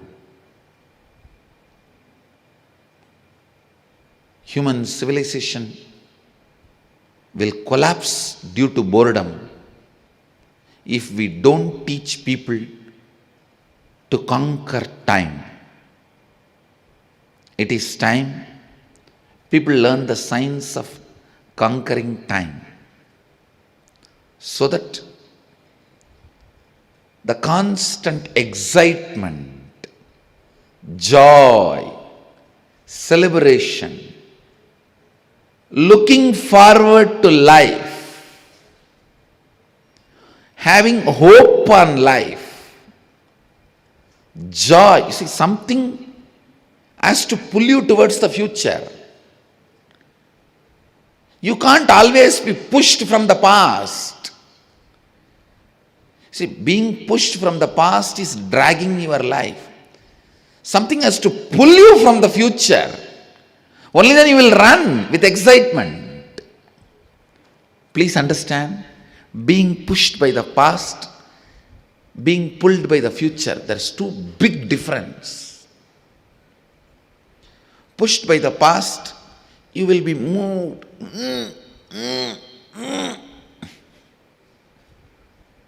Pulled by the future, you will be just flying, dancing.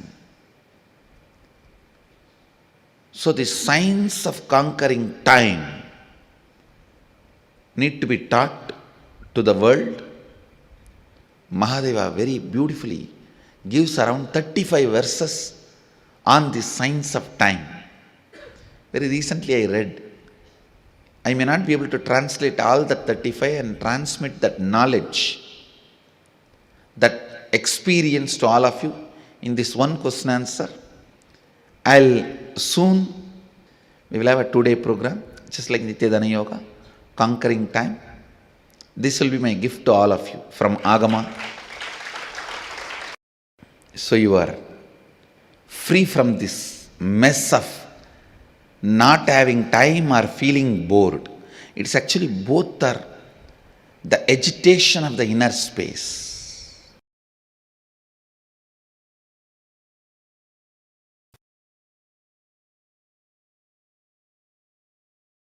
Please listen. Friction with the time, if it is experienced by your body, it is tiredness. If it is experienced by your mind, it is boredom. Friction with the time is reason for tiredness and boredom.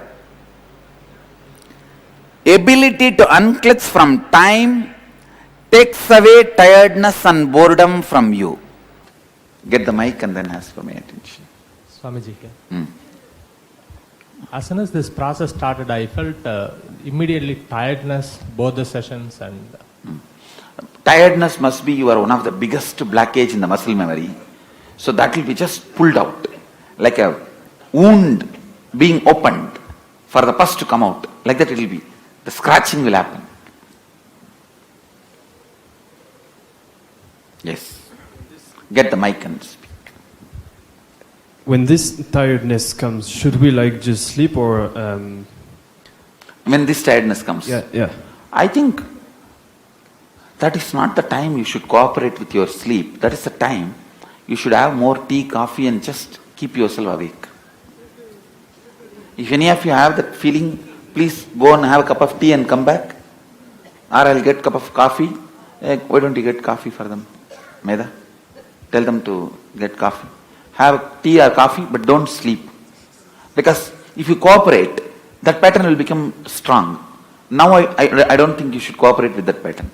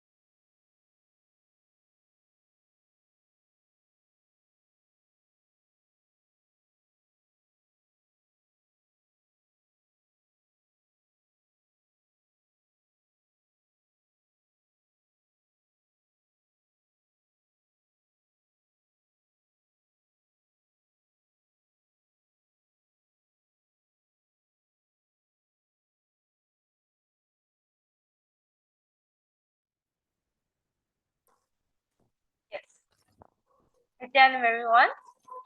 That was a beautiful revelation. Swamiji spoke on decision fatigue. Understand one thing what Swamiji said. What exactly is decision fatigue? You not taking the responsibility of being involved. Understand, most of the time what we do, like most of the time whenever responsibility comes in our way, we always decide that let me do as much as how I'm capable. Let me do how much I can push myself to. But understand, whatever you're doing, you are only limiting yourself.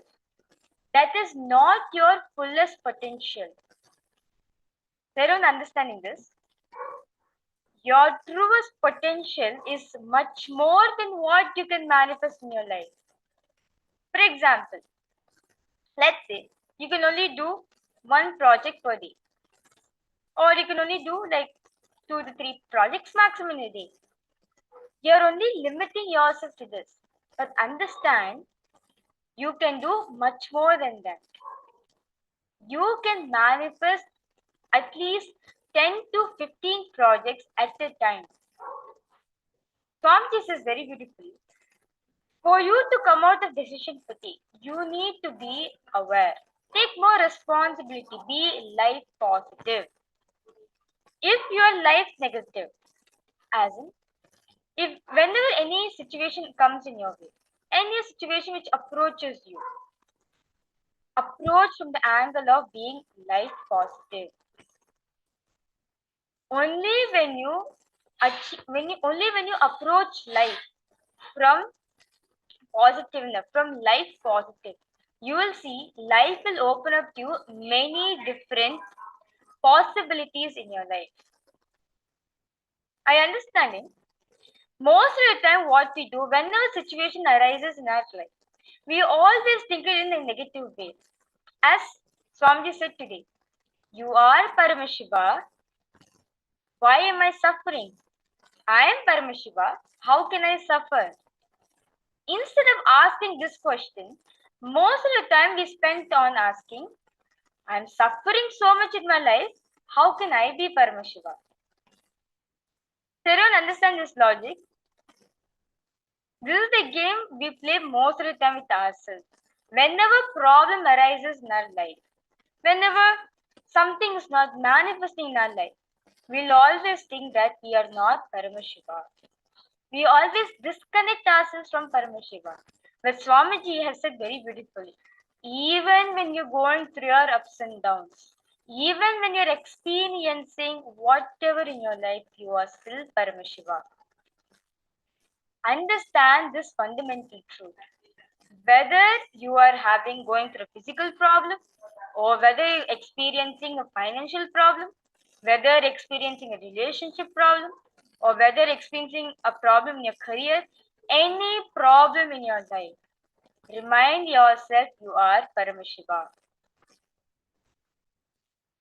When you remind yourself of Paramashiva, naturally, whatever situation comes in front of you, you will know how to handle it maturely. You will know what is the source cause. You'll be able to dissect the problem. Is everyone understanding? I request all participants to post your questions, any clarification, any doubts you have. I request you to post in the chat section and immediately I will clarify your doubts.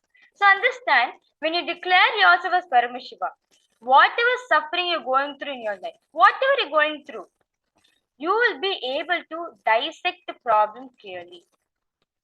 You will be able to pinpoint, go to the minute detail. You'll actually find what is the real cause which is making you suffer. You will exactly find out the real reason. What is the real reason which is making you suffer in your life? Ma Natalie, Ma Margarita, Ma Parvati Sukumaniam, is everyone understanding this?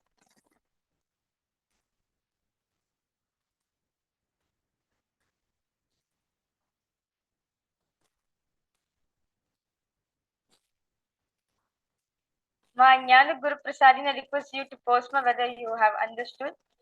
Okay, yes. So Ma Parvati Sukumaniam posted, yes, ma. So Now understand, Swamiji says very beautifully, the antidotes for decision fatigue. For you to come out of decision fatigue is start taking life positive decisions in your life. Start being life positive oriented. When you're life positive oriented, the first thing you'll manifest is you'll manifest your own reality. You know you are Paramashiva. When you are Paramashiva, the first thing which happens in your life is you will react. Any situation comes in your way, you will know how to react positively. You will react in a mature way. Instead of taking the problem as a burden in your life, instead of making the problem as one of the biggest issue in your life, you will know how to solve the problem maturely. That's the first step when you declare yourself as Paramashiva. As Swamiji says very beautifully, ability to impact the subject, which is you, the experience which you get when you're declaring yourself as Paramashiva, through that experience, able to impact the object, which is the world, the situation which is there around you, is super determinism. Everyone understanding? The experience which you get when you declare you are Paramashiva, through that experience, able to impact whatever is outside of you. All the problems which you are having in your life, all the problems, incompletions, pain, suffering, which you experience in your life, able to impact from the space of Paramashiva. From the space of Paramashiva, able to impact all these problems is super determinism. And that is the initiation which Swamiji has initiated all of us today. When you manifest this power of super determinism means what? You are being so determined that you are Paramashiva. No matter whatever you're in your life, whatever you're going through in your life, you are still Paramashiva. That is being determined. When you determine that you are Paramashiva, you will see any situation coming in your life, you will know how to react it maturely. You will know how to impact that problem, how to impact that suffering through the space of Paramashiva. There are understanding. See, let's take an example of wealth. Okay, you are facing having difficulties in manifesting wealth in your life. Now, Swamiji has given all of us the experience of Paramashiva. When you manifest powers, when you sit for darshan, naturally you experience that you are Paramashiva. You declaring yourself as Paramashiva. Now, from that space of Paramashiva, look at the problem which you are having. Look at the wealth difficulty which you are having in your life. You will see that you are not able to manifest wealth in your life because of your decision fatigue in your life. There is an understanding. You will be able to dissect the problem to the source. What is the exact problem which is not letting me to manifest wealth? You will see it is because of your decision fatigue problem. Now, from the space of Paramashiva, you have not just have the power to find the source of the problem. From that space, you can impact, alter the change the way you want to manifest. Everyone understanding? From the space of Paramashiva, the problem which you are experiencing in your life, you will have the key. You have the power to alter, to change the situation the way you want to manifest in your life. You can even change the way how the life is going to respond to you. Just through this power of super determinism, you will be able to impact so many problems in your life. Super determinism means what? Experiencing your Paramashiva, that same space of Paramashiva, impacting it in your day-to-day life matter. That's it. Today, all of us got initiated in the power of super determinism, where just through the power of Paramashiva, you are able to impact all the problems, all the incompletions which you're having in your life. Like how Paramashiva, like a Bhagiratha. As all of us hear the story of Bhagiratha today, how he manifested the Ganga for all of us to experience. It is nothing but he was so determined. Just because of his power of super determinism only, he manifested Ganga for all of us. He knew from the space of Paramashiva only, I can manifest Ganga for planet Earth.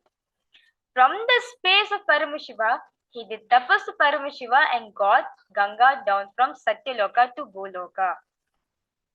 Now, the same space, all of you are gonna manifest rain in the places which you want to manifest in your life. So now I request all the participants today, you will be experiencing to manifest rain in your area. So I request all of you to choose a place where you want to manifest rain.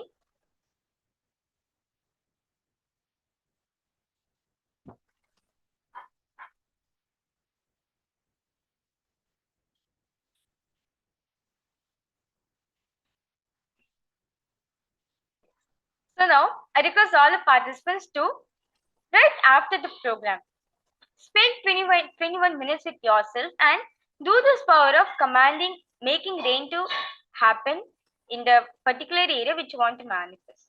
For example, I want to manifest rain. In a particular place in India, say Mumbai. After the program, sit for 21 minutes, connect with Swamiji. Declare that you are Paramashiva. Remember what Swamiji said today. The power of super determinism means what? Experiencing your Paramashiva, from that experience able to impact the world. From that same space, you will be able to alter and make rain to manifest in the place which you want to manifest. From that space, I command rain to manifest in Mumbai. From that space, I command the rain to manifest the place which I want to manifest. So now, I request all the participants to take this as a homework. Right after program gets over, sit with yourself for 21 minutes and manifest this power of manifesting rain in particular area which you want to manifest. And tomorrow morning, I request all of you to come back and share your manifestation, whether you manifested, how was your experience during the manifestation? Any breakthroughs, any powerful cognitions or clicks, understandings which you got, which made you to manifest this power. So now I request all the participants to go ahead to Facebook and post your understandings, your experience on darshan. Definitely all of you might have a wonderful darshan experience. I request all of you to go ahead and post your experience on darshan. Post your experience on how the darshan was, and throughout the day, what powerful cognitions you got from your life. What powerful cognition you got that you're going to start implementing in your life. Your understands, your clicks, your experience when you did the completion exercise. I request all of you to take few minutes, head to Paramashivoham Facebook group and post your experiences over there.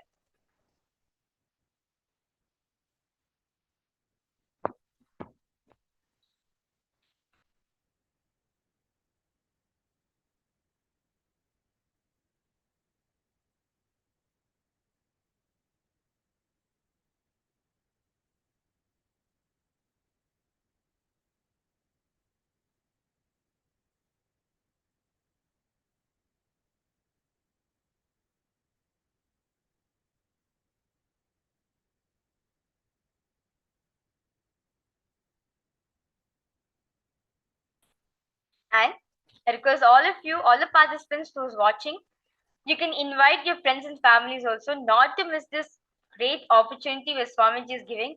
Understand this Paramashivoham season is a very special season where all of us are going to be experiencing Swamiji's Jayanti. So the biggest opportunity which is coming for all of us, I request all of you to go ahead, invite your friends and families also. If you feel they also need to experience this power manifestation, they also need to experience this experience in their life, what you're experiencing during the program.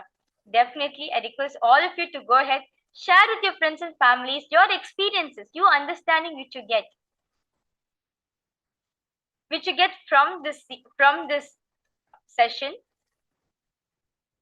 and do invite them for tomorrow's program for wonderful darshan that Swamiji is going to be giving all of us.